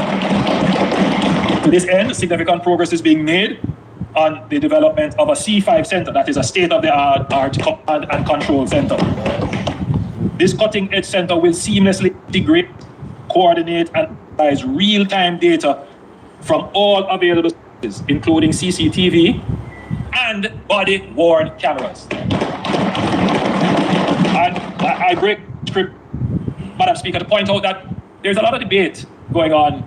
You know, why is it that the JDF and the JCF are not wearing cameras on their person? I think kind of misunderstanding to believe that standalone cameras can be effective. That's not the case. You have to build out an entire back-end network to ensure that the footage on the camera can be downloaded, it can be stored and retrieved, that can be digitally transmitted to other locations, that it can be protected from manipulation. Now, ladies and gentlemen, you know, do you guys remember what Isaac Buchanan said about a court case? Wagwan Vernal, a court case. When was the budget? Last year? When was this budget? 1 month ago. Good, not so long ago. Do you remember Isaac Buchanan on Parnaja TV talking about a case that he's involved with, that the body-worn camera from the traffic police. So if the body-worn camera from the traffic police, they could have pulled the footage. What is this man talking about when he just said this? That this network has to be put together. Then it's obvious there's some type of network where they can go and take the footage from the body-worn camera. So why not reinvest that body-worn camera from the traffic police to the man with the operation, ladies and gentlemen, with the evidence that we have from Isaac Buchanan in his court case. What that tells me is that these people really don't want the police that are going on operation to be wearing body-worn cameras. That is all they're telling me. That is all they're telling me. And I didn't even come onto this thing for this. But it comes, so may I address it. It's there, so I'm going to address it. What else am I supposed to think? You said this in the budget, but a month from the budget, we are hearing that this system, right, is actually somewhat in place. So why is only the traffic police wearing body-worn cameras? When the key issue that we're having is the situations where these men go on operation. So there's body-worn cameras and there's a system. However small it might be, there's a system. Why not use those resources for the people that are going on operation? You don't want us to see what they're really doing now, do you? They want to put out statements. Oh, there was a confrontation with the police and no accountability, yes? Jamaica? Jamaica? Hey! When we say that we're going to do a force-wide use of body cameras, it's not just buying a little camera off the shelf or getting that camera from a supplier here. We have to think of and implement a system-wide comprehensive solution. And I'm afraid, Madam Speaker, that sometimes this is just the haphazard thinking that forces government into making wrong decisions. Madam Speaker, it's the same thing that we have done with our police cars. You know, we have totally changed the way in which we order and purchase and maintain and use our police cars. You mean you will have somebody in a year government that got money for police cars and ordered used police cars is talking about how to buy and maintain police cars? Bro. Hey, who mess is this? Oh, man, is this? Stop the cap. Stop the cap right now. Stop the cap. No bullshit, bro. If I am not mistaken, no Bobby Montague didn't charge a security minister. Somebody correct me if I'm wrong. Isn't there a scandal with Bobby Montague and used cars that would still not receive yet? I mean, look at their faces. They have no shame. Huh? So you're going to tell me that you guys just selectively forgot about the Bobby Montague situation? My God. We don't buy a police car. We buy a transportation service, a full-end solution. And just to be clear, there are no used cars in what we are procuring. Oh, so there's no used cars. So, oh, you remember about the used car then? That's why you said that. Yo. So, this cutting-edge center will seamlessly integrate, coordinate, and analyze real-time data from all available sources, including CCTV. for cameras supported by a robust back-end infrastructure. This development is a game changer for modern, efficient, and intelligence-driven policing that will have a major impact on crime. The government's Project ROCK initiative, which was launched in 2019 to modernize the physical infrastructure of the JCF, seeing the refurbished construction of numerous facilities across the island. Through the public sector compensation review, my government has ensured that our police officers are now in receipt of a more reasonable salary and pensions, befitting of their profession, and it provides a better foundation for future negotiations. The resulting boost to the morale cannot be overstated, and it has made a career in the JCF more appealing.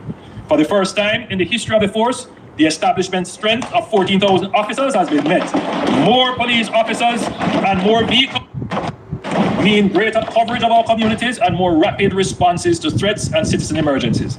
Since 2021, the purchases of vehicles and the build-out of Jamaica ICCTV systems have been transferred to the capitalized recurrent budget to ensure continuous replenishment. This is a big move, Madam Speaker, because instead of treating them as capital projects, one-off expenditure, they are now being treated as items maintained and consistently. Madam Speaker, the role of the JDF in the overall reduction in violent crime through their support for the JCF is crucial, particularly in specialized security measures have been declared, that is the zones of special operations and states of public emergency. The JDF is the premier defense force, notably leading the planning preparation for the CARICOM Joint Task Force in Haiti since September 2024 and executing multi-country military exercises enhancing interoperability in cybersecurity, counter-narcotics, search and rescue, and disaster relief. Madam Speaker, our borders are more secure than ever before, due in large part. Stop the cap. Stop the cap right now. Stop the cap. No bullshit, bro.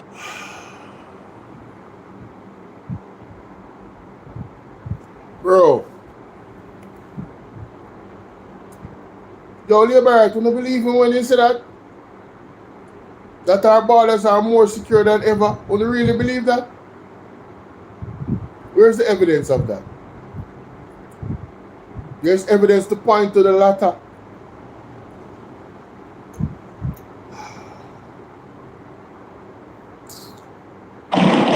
The new patrol vessels, helicopters, maritime patrol aircraft, and other technical equipment we procured for the JDF. They are now better equipped to interdict illicit vessels and aircraft trafficking weapons, narcotics, and people. This year, we will further enhance maritime security with the addition of 24 surface. Well, if what he's saying is true, when we see things go left, we have to blame them. When the drugs them come in, because the impression that he's giving, my God,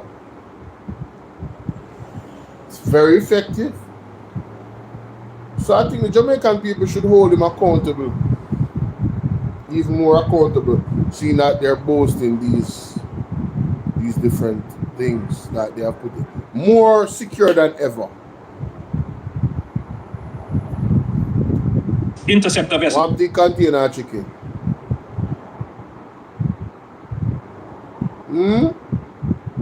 Strengthening the protection of our border and blue economy. However, Madam Speaker, we note that most illicit weapons which fuel gang violence enter Jamaica through formal ports of entry. To improve our ability to secure this channel, we have been investing in advanced scanners and enhanced security protocols at all customs, at all areas in Jamaica customs. And so one to the police station down at Portland, where we see Isaac Buchanan highlight when rain fall, the place are wet up, unsecured, undermanned, under-equipped. What are going for that place down at Portland? Portland, the people them do drugs and so. Portland is now one place where they like to come through. I don't know, I'm not a criminal, I'm just an axe. Just an axe. The result is evidenced by major gun finds at our ports in recent times, including yesterday. I would like to acknowledge the Jamaica Customs for their increased vigilance and generally commend the security forces and our partners for increased cooperation intelligence sharing, which has yielded great results. Every weapon and ammunition kept off our street is potentially a life saved. Additionally, we are finalizing the Customs Mutual Assistance Agreement with the United States, which will enable even further and greater intelligence sharing to strengthen our port security and protect our national and economic interests. Madam Speaker, data and intelligence confirms that Jamaica's chronic violence is driven by organized criminal enterprises, euphemistically called gangs. It's not sociological or economic factors like poverty or unemployment that drives violence, as the opposition would have us believe. More than 70% of murders in Jamaica are directly related to gangs. Madam Speaker, I want to draw your attention to the graph being displayed. You know, before he goes there, again, guys, the number is 1-876-451-6535. You are more than welcome to call into the show. This is the call-in show. This is Marathon Sundays. Alright? And so I'm forward early. So I'm forward early. And so I'm there. And so one person called me since we start and a head boy. I'm there. I want to hear from the female them. No, Sassy says she can't put it into words. Well, I would tell her to use the words that she have and calling. But let me go back to this one, sorry. Madam Speaker, I want to draw your attention to RD1 would have us believe. More than 70% of murders. Yes, so the Prime Minister wants to argue that poverty and social status is not really playing a role into crime. You know, I really question this man's mental faculties. There's nowhere on earth where poverty does not play a role into crime. And let me tell you why. Most people that go into crime is because of their lack of money, lack of opportunity. The big drug dealers pull up on the youths them in the ghetto, driving them Benz and them this and them that. Even sexual assault victims are vulnerable because of poverty. Because if they had a father and a mother and a home that was secured physically and otherwise, and they had everything they needed to stay home, a lot of them would not be abused. They would not be subjected to the streets for them to be abused.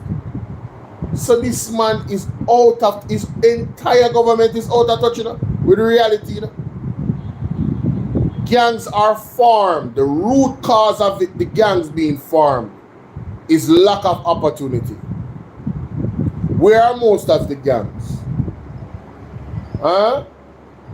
I'm not talking about the gang leaders, you know, because some politicians are gang leaders. I'm saying, where are most of the gangs? In the ghetto, in the garrison, in the areas where if you ever give a man $1,000 and tell him, say, yeah man, buy yourself a drink, he probably don't want, I don't know about now, but how things used to run. If you show a garrison man kindness, or a garrison youth kindness, you automatically turn him father and done in a most cases. If you show him perpetual kindness like that, if a man touch you, or he hear say one man want to touch you, that man not get the chance to touch you, you know? Why? because the lack of opportunity, and then you show them the type of kindness there. So you have people that manipulate that loyalty, that have the money, right? They use their money to manipulate that loyalty, knowing say that they will do anything for them because you are the done for them. You understand what I say? Because you are take care of them. They manipulate the loyalty there. But you see, if they need have a real home with a father to teach them, say, yo, don't depend upon no one. You have to go out there and go fish for yourself. You understand? You have to stand strong. And then put him in a school to give me opportunity where, all right, where you want to work, you want to do this, you have to decide. You know, where you want to get involved in. If the people, how much wealthy people pick you say are going to violence? Unless them family have a history of violence. They might try to doctor and lawyer and all type of thing. Lisa 1, 2, 3, big up. You understand? How much rich people pick me and see a ton athlete?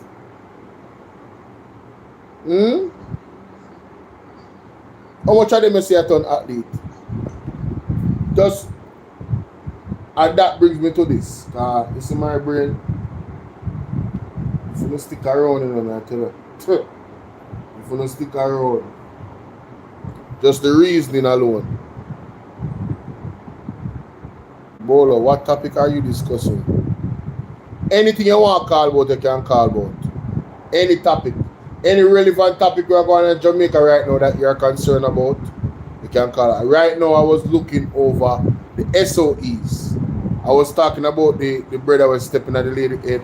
When I talk about the children, them we get, these are the 3 top topics. The children, them we get great by repeat offenders who come out of prison. I haven't really had a calling show to hear from you guys about those things and those matters. So I would have loved to, heard from you, So I said today or this morning early at this juncture, I would have that. I would put that out there, right? And give the opportunity to the people so they can call in.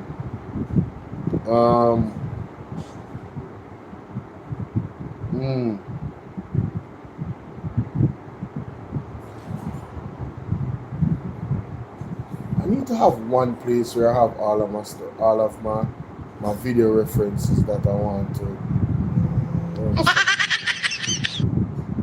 Hello, Sassy, how you doing, love? Are you hearing me?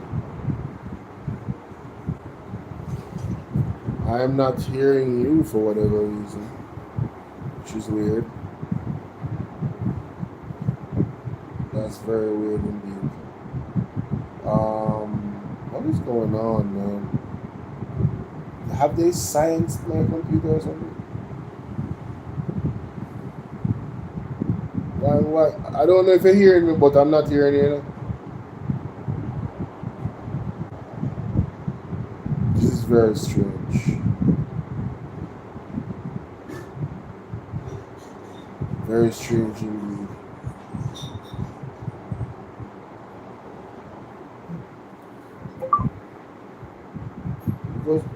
Because this don't even ring. Just hold on, man.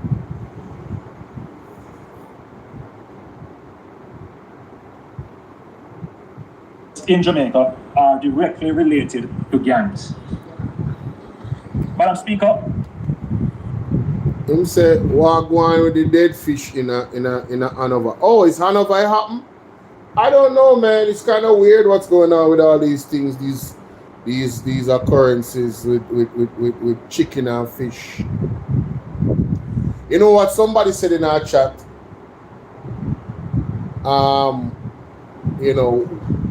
Could it be underground mining that caused that? Could it be underground mining causing that? Because remember them saying no gold, no island there, Jamaica, You remember, right? So could it be that they're digging for the oil under the ocean and it's causing, that's what caused those fishes to I know you tried, Sassy. I don't know what happened. I tried as well several times. You try one more time. It's not ringing. It's not ringing. You know, it's not ringing on my end at all. I'm not getting nothing at all from the computer.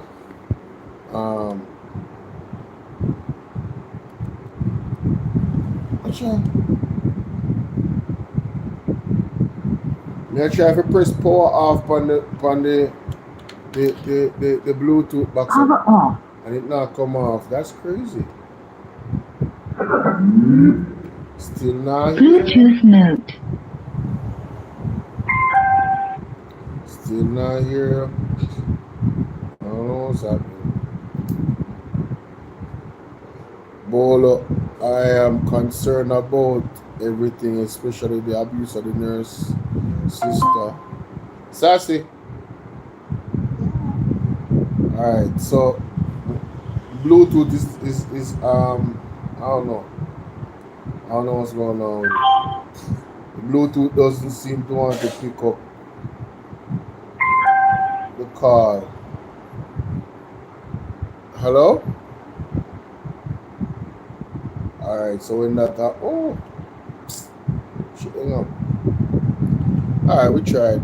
She said, but more so in St. Thomas, I believe criminals want to come take away our lands up there, and they want to do it quick. Yeah, St. Thomas people, hey, stay vigilant, stay prayed up, and organize yourself. Alright? Organize yourself. I want to draw your attention to the graph being displayed, or about to be displayed. It is the same graph that I believe the leader of the opposition displayed. But he had a different interpretation of the statistics. Let me offer mine. Let us recall that the drop in murders from 2009 to 2014, which you see as a arrow, for which the opposition seeks to take credit, was a direct result of the state of public emergency launched in May 2010 by the Jamaica Labour Party administration. So in the year my use state of emergency for white crime go down. Listening up. Which dismantled and scattered the gang and created a 21% drop in murders in 2011. 21% drop in murders in 2011. No other police action has resulted in any such drop. In 2011, murders stabilized, as you can see, and in 2012 stabilized. This created a respite where targeted police operations against gangs and violence producers resulted in 2024 having the lowest number of murders in the last 20 years. So 2014 was the lowest number of murders, and that is under the PNP in the last 20 years.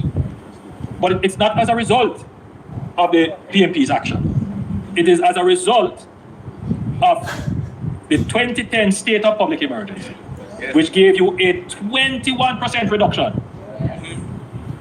Then a slight carry-on reduction in 2012. Madam Speaker, I'm still positive that if the opposition then had supported the government in extending the state of public emergency, the fall in murders would have been even greater. So, Andrew Owen's position was clear from the budget speech. When it this are the part of me want to find. You know what? Let me clip it up. I need to have this clipped up in my file when it come on to the state of emergency with Andrew Owen. He really is holding on to the state of emergency, and he still does not see that the state of emergency truly did nothing, sir. The state of emergency did nothing to stop the crime. It didn't. It didn't do a thing to stop the crime. It's not the state of emergency that did it, because the state of emergencies have been cut and the crime them still a go down according to UNO. So it proves and validates the point that the People's National Party made, that you're not supposed to violate our constitutional rights. The innocent people of Jamaica to take down the crime in Jamaica. And for those that don't like the Constitution, please go live in a country that is a dictatorship. I thank you. Yeah, man, go ahead. Go ahead and live in a country where it's not a democracy. Please. Since it's so wonderful. Right? Come on, go on, man. Go on, now. Democracy is all about striking a balance, you know. Right? No, in any system, no system is perfect. You're going to need people in the system itself, right, that wants to do right by the people. That's really the key thing, you know. It's the individuals in leadership is the key thing. You get me? With the wrong leader, every system will fail, even a dictatorship. Yeah. With the wrong leader, every system will fail. And when it comes to leadership, especially when it comes to a country, it is so important because you manage an extensive team of people and resources of the people. Joan Evans, how you doing? So, oh man, this guy is sad, man. This guy is really sad, guys. This guy is really sad. Oh Lord, I messed up. I messed up. Please forgive me.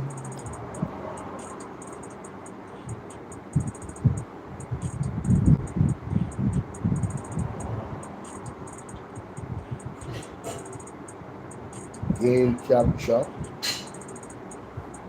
Is it game capture?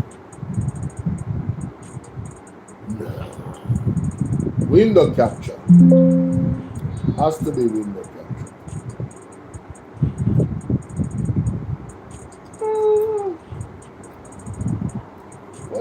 Hold on. Wait a minute.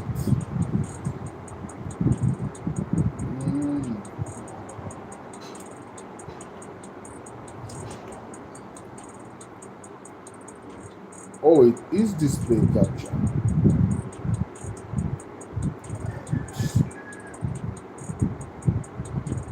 Why OBS is a thing, you know? My God.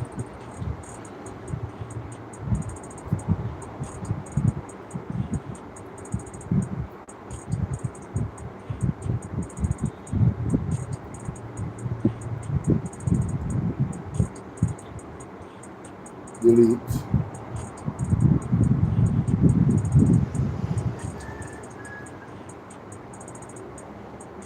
What the timestamp? The 2-hour mark. So at the 2-hour mark, Prime Minister had this to say. Belgrade is a small city located about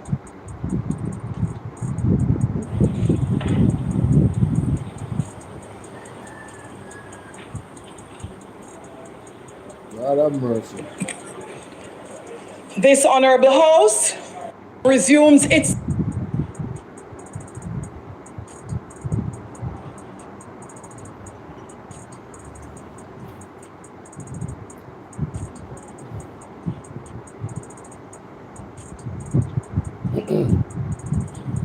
was a direct result of the graph being displayed, or about attention. So, I want to draw attention to the graph being displayed, or about. I want to draw your attention to the graph being displayed, or about to be displayed. It is the same graph that I believe the leader of the opposition displayed, but he had a different interpretation of the statistics. Let me offer mine. Let us recall that the murders from 2009 to 2014, which you see as the first arrow, for which the opposition seeks to take credit, was a direct result of the state of public emergency launched in May 2010 by the Jamaica Labour Party administration, which dismantled and the gangs and created a 21% drop in murders in 2011. 21% drop in murders in 2011. No other police action has resulted in any such drop. In 2011, murders stabilized, as you can see, and in 2012 stabilized. This created a respite where targeted police operations against gangs and violence producers resulted in 2024 having the lowest number of murders in the last 20 years. So 2014 was the lowest number of murders, and that is under the PNP in the last 20 years. But it's not as a result of the PNP's action. It is as a result of the 2010 state of public emergency, which gave you a 21% reduction, then a slight carry-on reduction in 2012. Madam Speaker, I still posit that if the opposition then had supported the government in extending the state of public emergency, the fall in murders would have been even greater.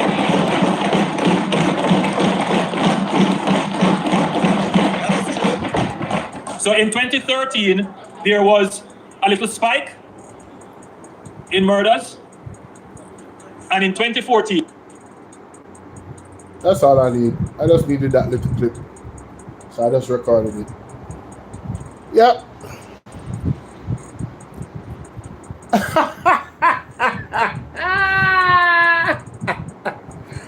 Yo, I cannot. You don't have to go through anymore, Sassy. Sassy, you do not have to go through anymore. Later this evening, 6 p.m., you know, say a Milk River primary and infant. You know, say this, so we are gonna stream that live. I need to make a thumbnail. Friends, ones you can depend on, we need friends. Young Hills.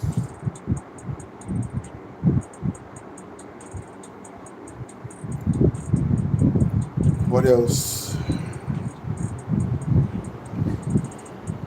I don't know. I don't do well with these types of shows. The people don't want to call in.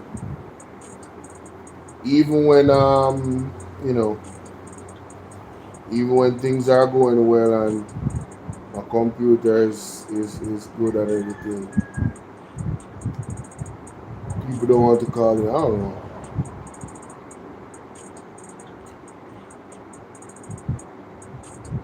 What is? Oh, one of the throwback videos I dropped a month ago. It's doing well.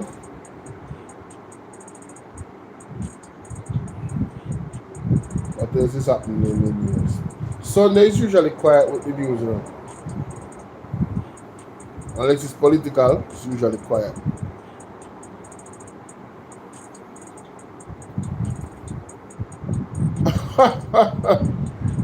Yo. Yo, these people are hilarious, bro. These people are hilarious. Lord have mercy. Goodbye.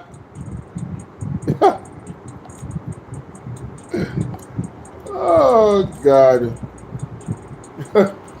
Somebody call themselves these nuts. That's wild. Oh, JFJ welcome ruling declaring routine SOEs. Let me look at this one. Let me hear what the JFJ has to say. No audibles? Oh, wow. Let me go on their website. On Twitter. Let me go on their page on Twitter. See if they released any JFJ.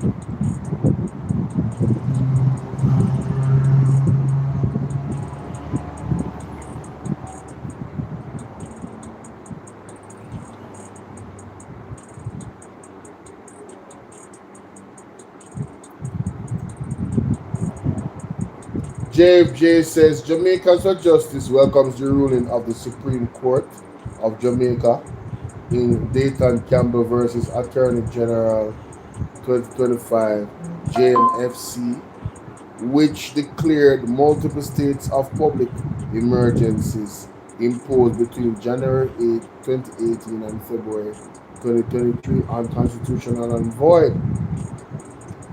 The court ruled that these SOEs were not declared for purposes specified under the Section 20 of the Constitution, were not demonstrably justified in a free and democratic. JFJ commitment to the principle of rule of law is exemplified by our efforts in Everton Douglas, E.T. Alvey, the Minister of National Security, E.T.L. 2020. What is this? JMC Civ 269, where Justice Bertram Morrissey ruled on September 18, 2020, that the detention of 5 men, Everton Douglas, Nicholas Heath, Courtney Hall, Courtney Thompson, and Gavin Noble under SOPs was unlawful and unconstitutional. JFJ is deeply disappointed by the government's immediate announcement to appeal. That is embarrassing, isn't it? Celine Wagwan from East Portland, big up. Dave Fagan, Jesus loves you too much. True, true.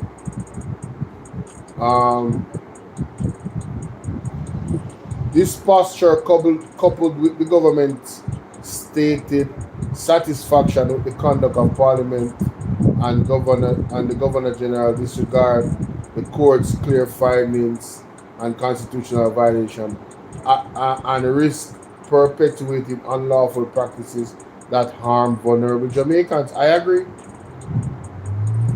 with that. It's very, very alarming that the government is immediately going to appeal. Very alarming indeed.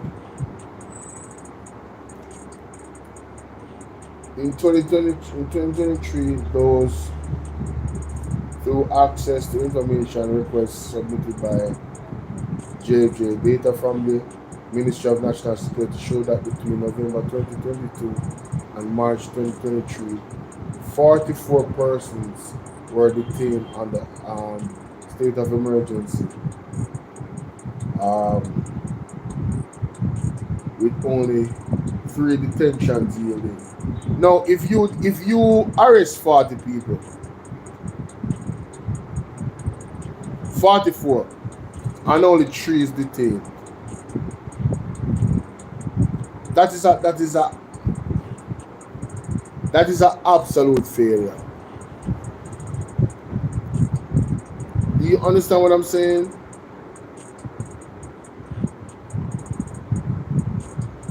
That's not 1% of the amount. So you are failing at a 99.25 rate. 3 out of 44. 1% of 44, no? Of 4.4, no? I don't think y'all heard me. 1% of 44 is 4.4.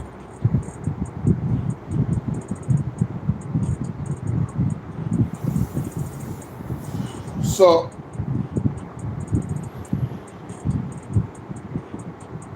99.25% female.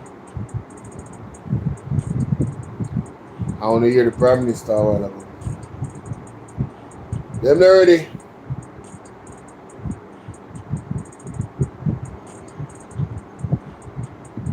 You know, so anytime I do them live stream, I have freestyle always. Oh, yes. I absolutely forgot the bangara.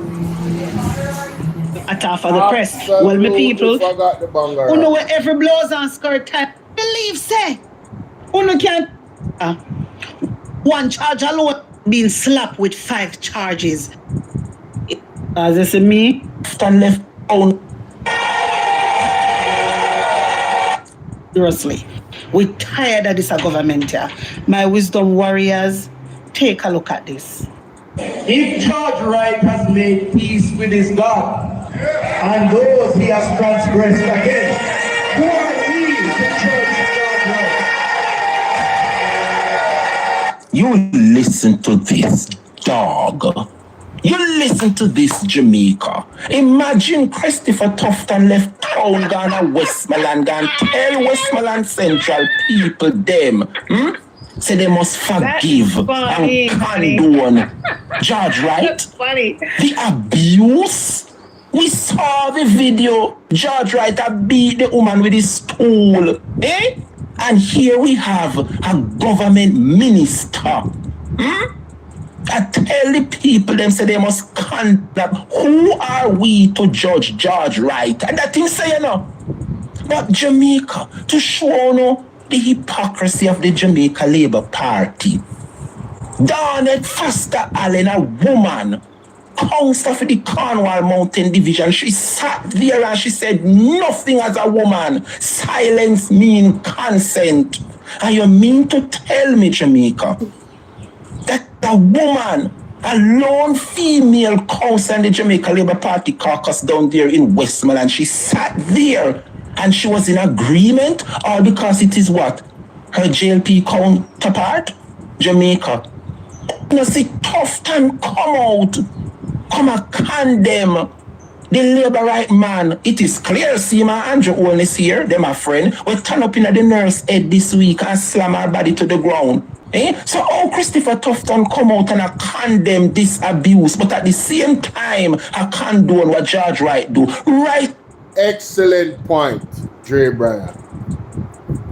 Excellent point, sir. I never even thought about that. My God. What the hypocrisy. These people are convenient. You see, them are real PR government, you know. They are convenient in their outreach. It's called gaslighting. Oh, I have to say something because it's popular to say it. But they say nothing when it's unpopular. That's why Ann Jonas is quiet. We haven't heard anything from Ann Jonas about his so-called friend that stepped in the nurse head. Mel W, how you doing? With a gun in his hand. Body slammed the lady twice. Shout out to my brother Mel Dub in the building. It's good to see you, sir. Twice, ladies and gentlemen. It is right or wrong is wrong, Jamaica. Both are abuse and they must be rejected totally. Quite so. Jamaica, it is unacceptable. You come out and I tell the people them and I ask them, who are we to judge Judge Wright? After it is clear, Judge, in the video that beat out the blouse and skirt out of the woman with a stool. Eh? No, ladies and gentlemen, I never knew about this story initially with Judge Wright up until recently. And you guys can go watch my video about that story. That was my raw and uncut reaction in seeing the video. I was I was taken aback. I was at a loss for words, and I couldn't believe what I was seeing, and I was very angry. You understand? Of what I was seeing. That man was he was mauling the lady with the board stool. He was hitting her viciously. He wasn't holding back. And remember, he's a man and she's a female. He was giving her all of his strength. You understand what I'm saying? She was running away and he was running her down. God bless her heart if she has forgiven him and forgotten what he did to her, and is still in that household cooking him dinner and him eating it. God bless her. She have a heart. I not tell no woman to take the type of beat there and stick with no man. That was not a normal, regular abuse. Alright? Divorce same time. Charge. Got prison. And if she's living in fear somehow, my God, what a life. Because I can't understand it. I really cannot. Even the most grandest of Christians. My mother a good Christian. And my mother now still in no abusive relationship. You understand? It's not happening. Ain't gonna happen. You feel me? So, I don't know. And my mother never received no type of violent act from my father of like this George Rice situation. I never see that yet. I'm me living my parents. The man take the chair, board stool, the board chair, look at chair the west on a bar. And the man beat the woman with the chair several times in the man. The man caught the lady and the man licked the woman behind her head. The man carry back his hand go way around side the man. Behind him back, you know. And you want the Jamaican people to accept a man like this now in Parliament? Because you guys, and all of the ladies in the Jamaica Labour Party, all of you are, I mean, all of you. If you're quiet about this, it applies to you. If you're still in that party and you haven't resigned, it applies to you. If you're a supporter of the Jamaica Labour Party, it applies to you. And you're a woman, it applies to you. What I'm about to say.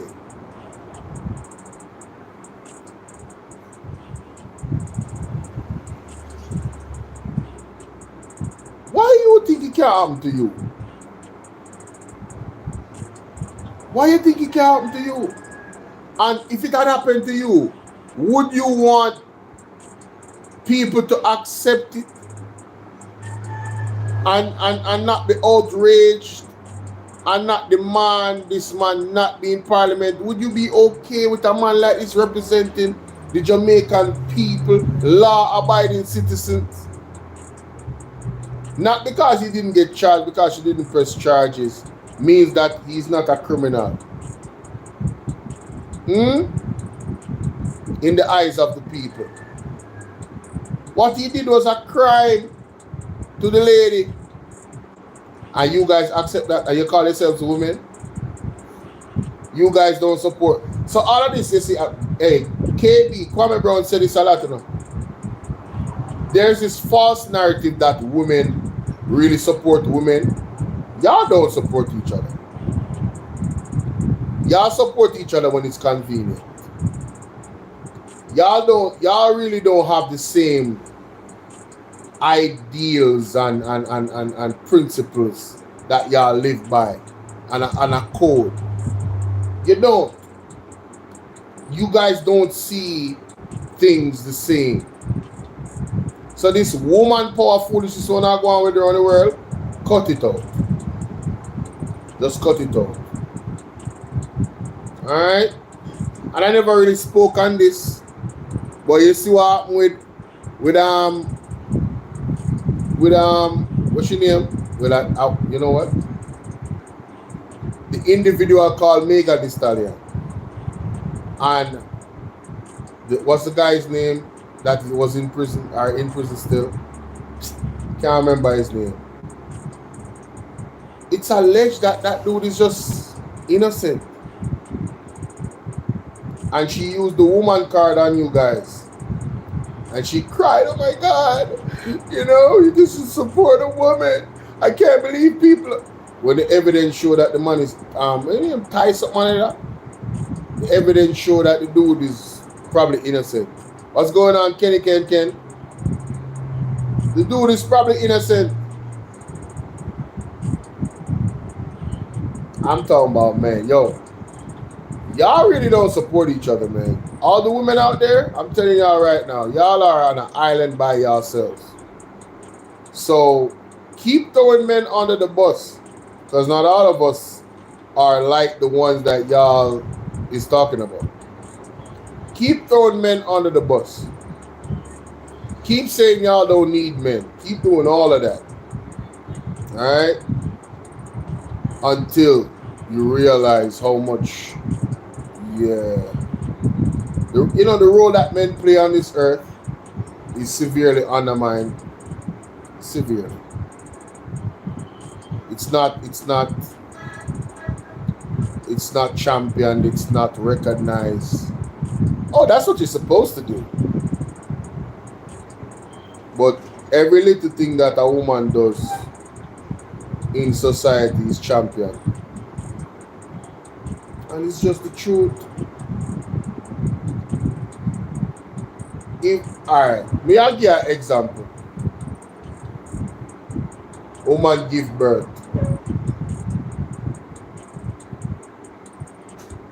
You never hear anybody say, well, God gave you the ability to do it, so why should people praise you to give birth? You'll never hear anybody say that. But they do it to men. They do it to men.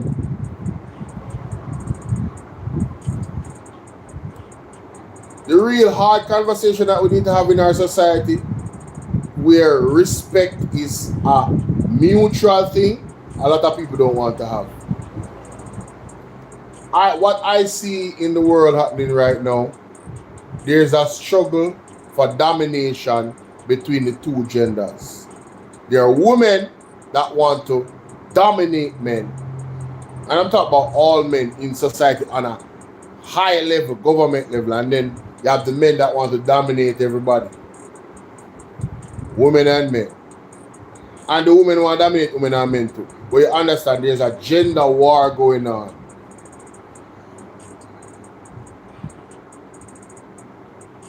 They like to put out statistics about females and,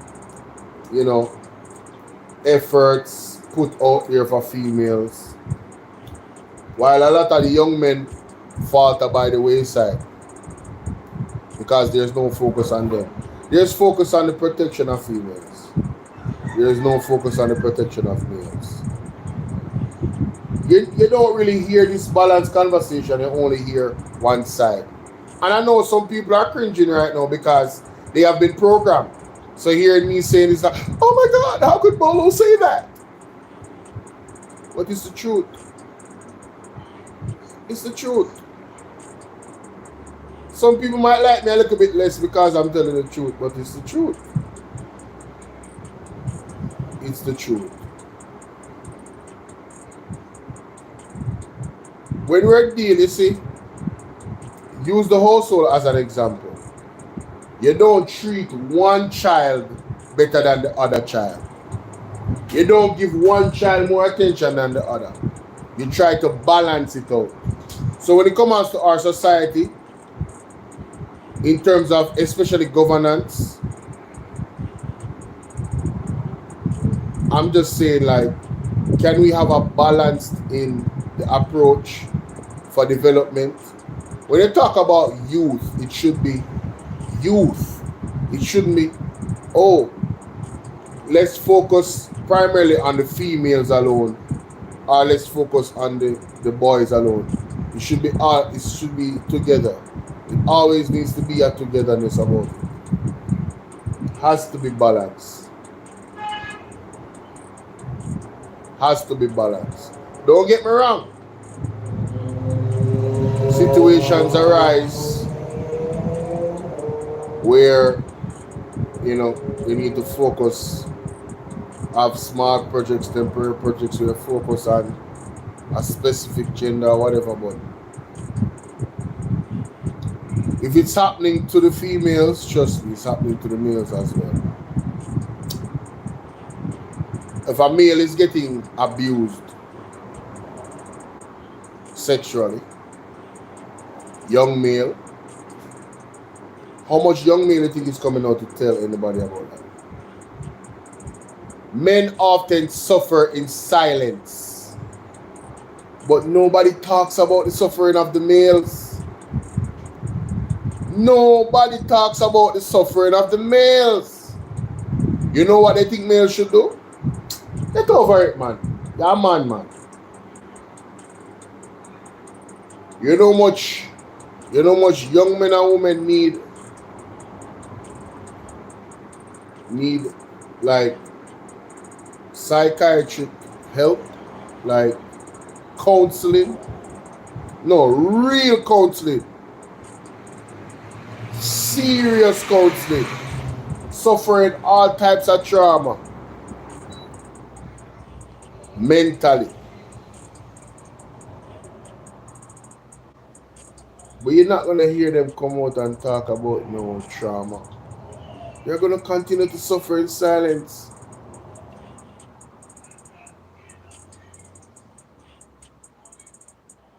We have a lot of work to do in our society. That's all I'm saying. That's all I'm saying. The same care that is given to the females and attention, the males need it too. I am advocating for both. I'm not going to separate the two. I'm not. Same resources needed for both.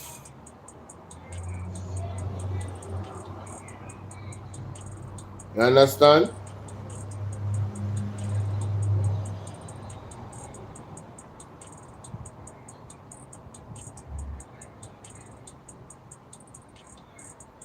And them, you know, this thing, oh, the women do it better, and oh, the men do it better. Why? It's just petty. Petty and childish and unproductive. God never put us on the earth for that, you know. God put us on the earth to work together. That's where we're truly at our strongest peak. There's something that men bring to the table that women don't. And there's something that women bring to the table that men don't. It's just different. That's all. It's just different. We're just different. But that's what makes us a power couple.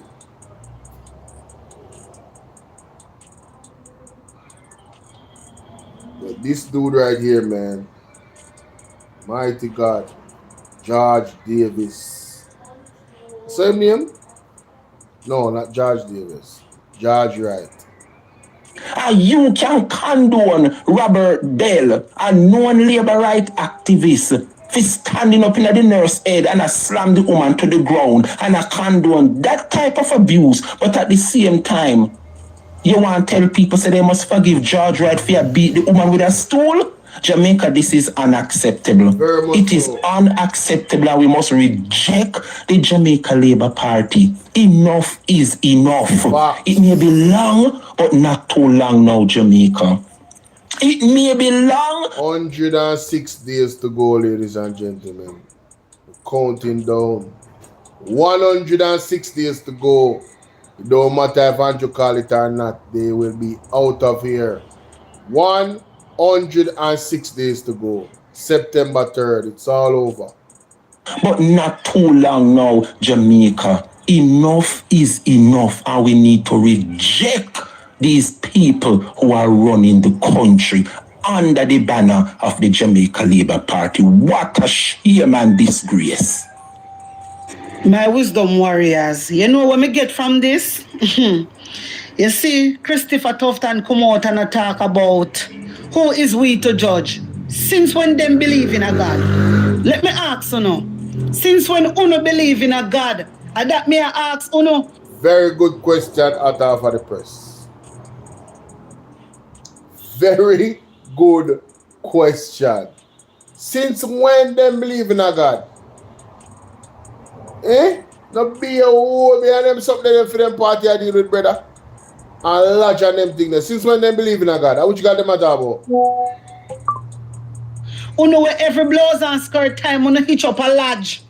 The whole of uno will hitch up in a lodge. Uno come out here come talk about God.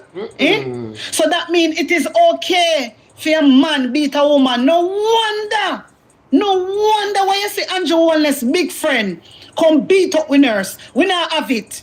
We not have it. So nobody feels that the man there, no. I go pay no money and get off of the case, you know. Nobody feels Andrew Wallace big friend, Andy Bell, I go get off of the case because everything when me see that man do to the nurse, that is attempted murder. She could have died. Yep. Let me tell you that. Yep. She could have lose her life. Not many You hear me? She could have get a blow to her head and lose her life. Yes. And we not go allow this. Yes. So nobody believe say, true according to Uno, Judge Wright say him come out and he make it right with God. That means that it is okay. So we the woman fi just sit down and make the whole of the man them abuse the woman them. And because they make it right with God, we mustn't do anything. No Sankey now go blows and skirts sing so. No Sankey now go sing so. We not depend that. Right. We not depend that. Come on, no since when Uno. Ryan Sinclair say, Bell is not a man. I agree. Believe in a God, and every time, every Tuesday, uno hitch up in a meal. Hey, my wisdom warriors, I don't want to talk the things them. Every Tuesday, they hitch up down a lodge. Uno think we don't know the business? We know the business very, very well. That's why enough of uno can't turn up in a pot. But they talk them business. I remember say every Wilmington said that, you know. So remember Tuesday I have to go to lodge. So I won't be here Tuesday. Parliament. I'm sitting in a parliament. That's why enough of uno cannot turn up in a parliament because uno don't a lodge. Uno can't trick with the Jamaican people. Uno can't come out and talk about God. Uno dirty politician. You stinking Christopher Tufton. We make a patient them a suffer like dog. You can't come out and tell we nothing about God, brother. Uno can't tell we nothing. Me don't know where you pick up yourself going down a Westmoreland for. Where you pick up yourself, they shouldn't dash dirty water upon you. They shouldn't dash the shit water upon you. E. coli water, yeah. When you come out and a chat. Seriously. I say, and the little friggin' idiot them down there, you want to see how them a behave and a jump up. Like they don't have no raw sense. You don't necessarily see a fool the man take on a far. Huh? Westmoreland people, you don't necessarily a fool the man a take on a far. Alright, we have to go watch your rest of that on top 5%. Yeah, one.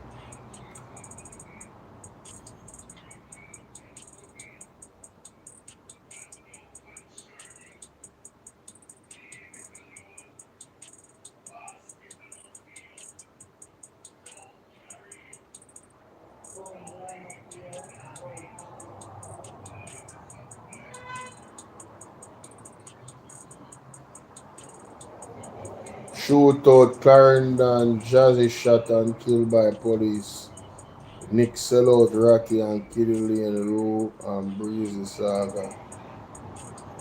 What with this? This is how the UTEC girl captured and then unalived by the driver. She couldn't escape. Wow. Them people are rings out. Them people are rings out. The viewership on that story yesterday. Good girl, nice man. Look at the young lady, how she nice, man. My God. Oh.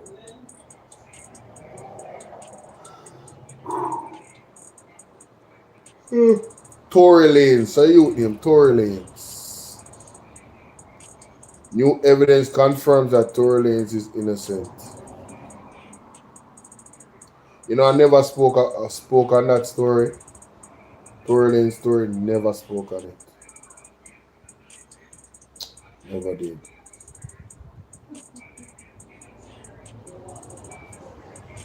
Until a while ago. Beverly! What's up, Beverly? Lorraine, them a appeal. Listen, I heard, so what name? Isaac Buchanan said they're appealing so they can slow down the rate at which they have to pay out for the lawsuits. Something to that effect. Like once they appeal, it kind of will delay the payment thing, you know? Mm-hmm. That's what I heard.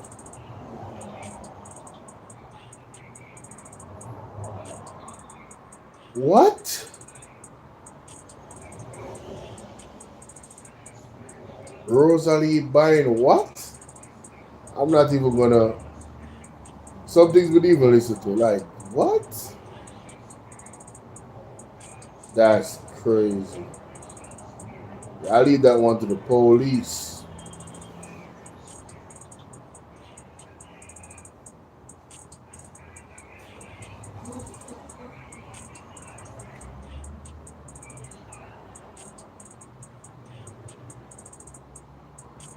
Vibes Cartel surprise, we ain't no under.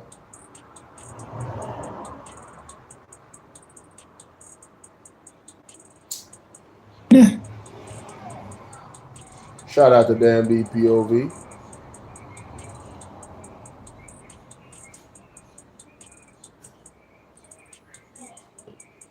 Wanna still know I'm calling? Whoa, whoa! Woman stabs officer in his face during an arrest. Damn! The hell?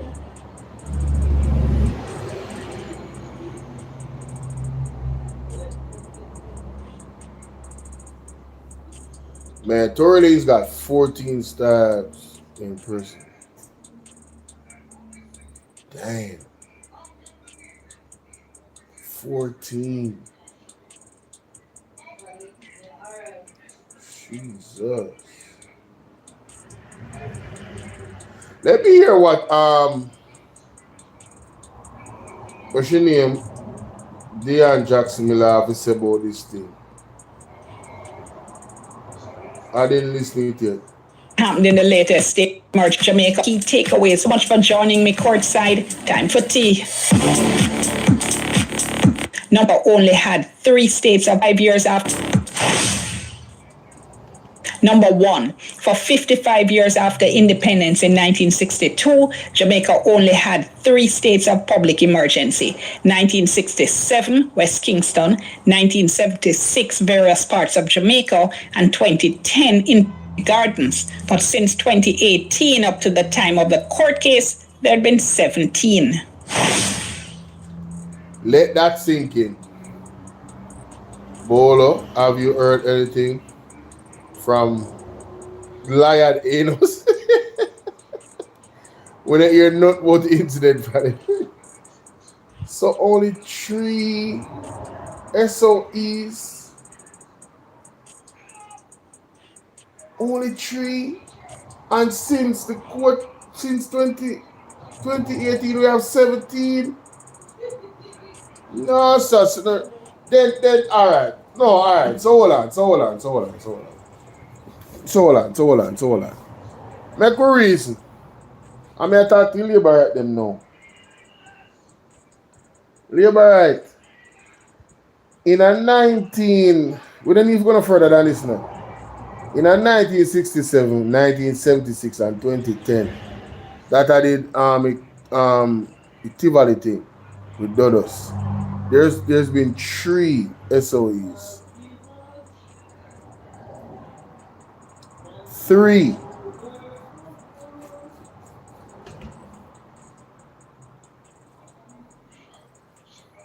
People still a ball from 2010, you know? We done those things, you know? People still a ball from 2010 with the Dodos thing. The only thing is that that SOE was warranted. You understand? So SOEs is nothing to play with. SOEs is a state of emergency is a very, very serious thing. Because of the type of power that it gives the police and soldiers and the government. You know, I think we can safely say that power is what this government is addicted to. Power them addicted to. They are drugged out on power, and that is why even after the Constitutional Court made their ruling, they are immediately going to appeal. And when it doesn't work with the appeal, they are probably want to take it to the Privy Council. But the PMP is willing to take it to the Privy Council because this cannot continue. 17 SOEs in between 2018 and now, and we only have 3 from 1967. Let me do maths. Let me do the math. 1967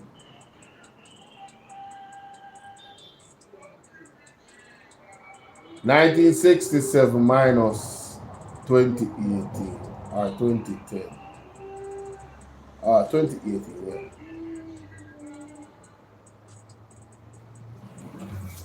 51 years. 51 years. In a 51-year span, we have had 3 SOEs. 2018, 19, 20, 21, 22, 23, 24, 25. In 7 years.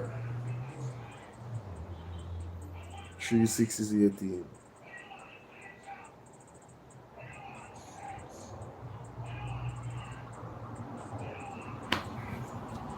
Wow. This man has had 5 times the amount of SOEs within a 7-year period.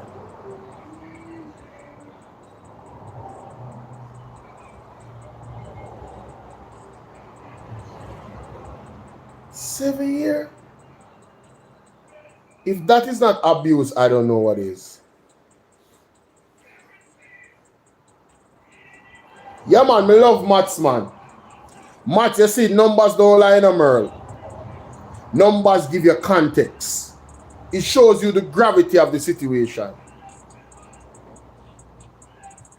So in a 51 years, there was 3 SOEs. And in a 7 years, there was 17.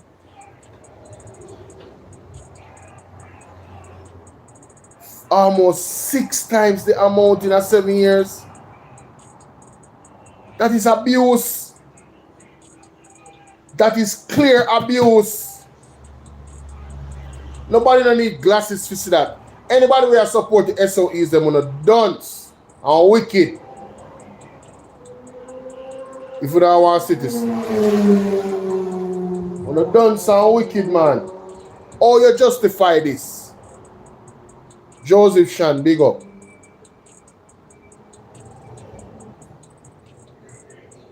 $17 SOEs in a 7 year. The time of the court case, there had been 17. 2. The courts have said consistently high rates of crime in Jamaica over a period of years can't be used as a justification to impose a state of public emergency. Now, the Oxford Dictionary says an emergency is a serious, unexpected, and potentially dangerous situation requiring immediate action. And the court said there's logic and good sense in the assertion that a state of affairs which persists over a period of years cannot properly be described as an emergency. So they said the states of public emergency that had been declared by the Governor General between January 2018 and February 2023 had not been declared for a purpose specified in the Constitution, so they were inconsistent with the Constitution and therefore void.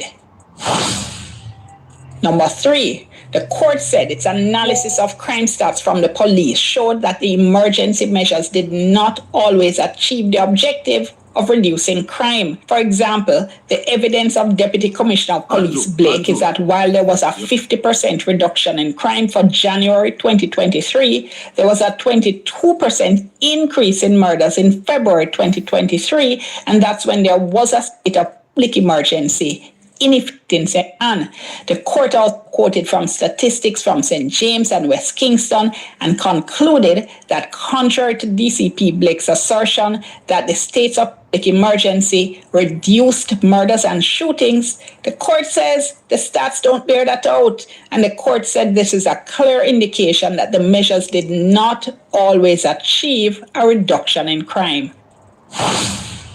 Number 4. The court recognized that the ultimate aim of the government in imposing the states of public emergency was to curb crime, which the court said was and still is out of control. But the problem was how the government tried to achieve that. The court said, look, democratic rights may be restricted if we need to ensure public safety and public order. But whatever the government does has to be reasonable, it has to be demonstrably justified, it can't be arbitrary, unfair, or based on irrational circumstances. And the right should be impaired as little as possible, and the actions should be proportionate. Can't use a sledgehammer to kill a mosquito. Give you an example. I like that analogy.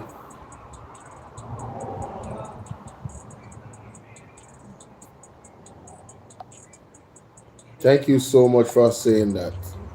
But you don't have the right to say that to me. You don't know me. But I like that analogy.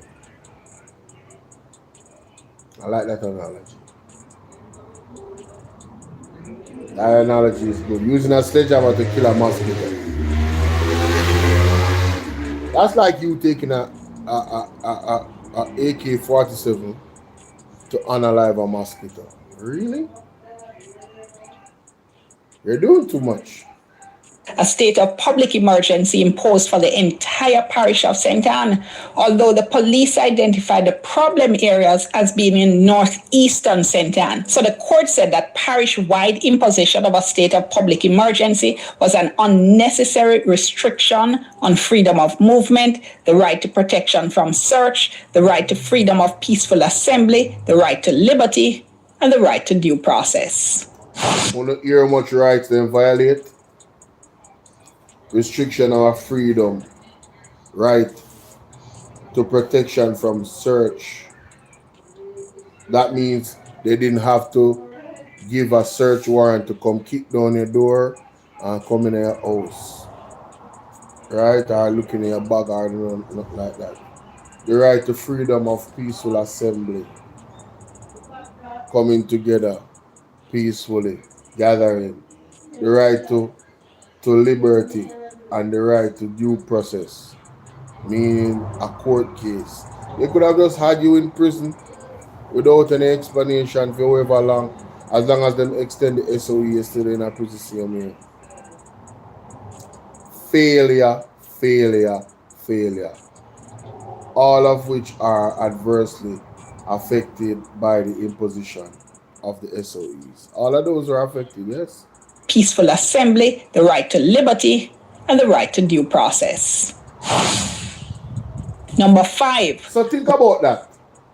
The Prime Minister of Jamaica and his government is fighting to, 1, restrict our freedoms of movement, But tell us that they did love the pandemic to restrict or eliminate our right to privacy from search where our property, our person is concerned.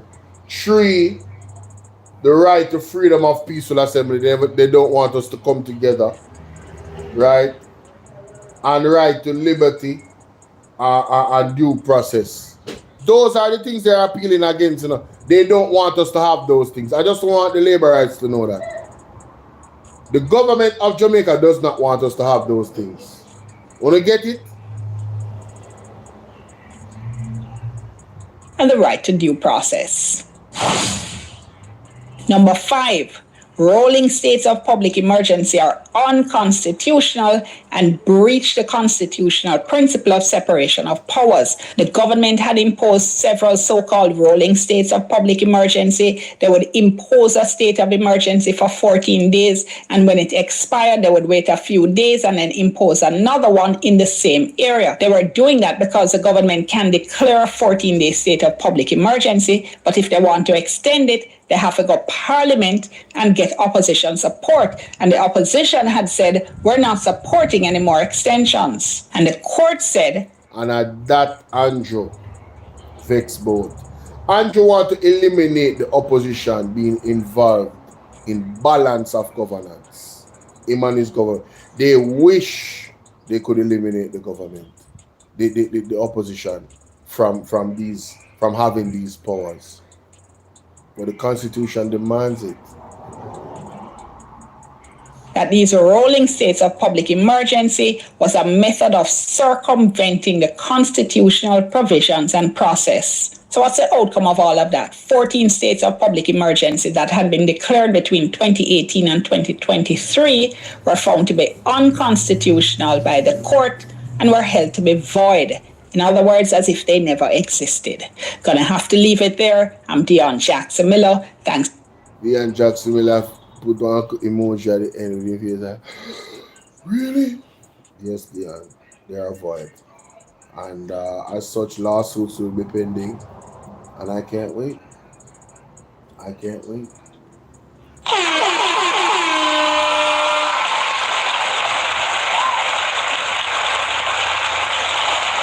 Oh, I've been on here an hour. Have I? I've been on more than an hour.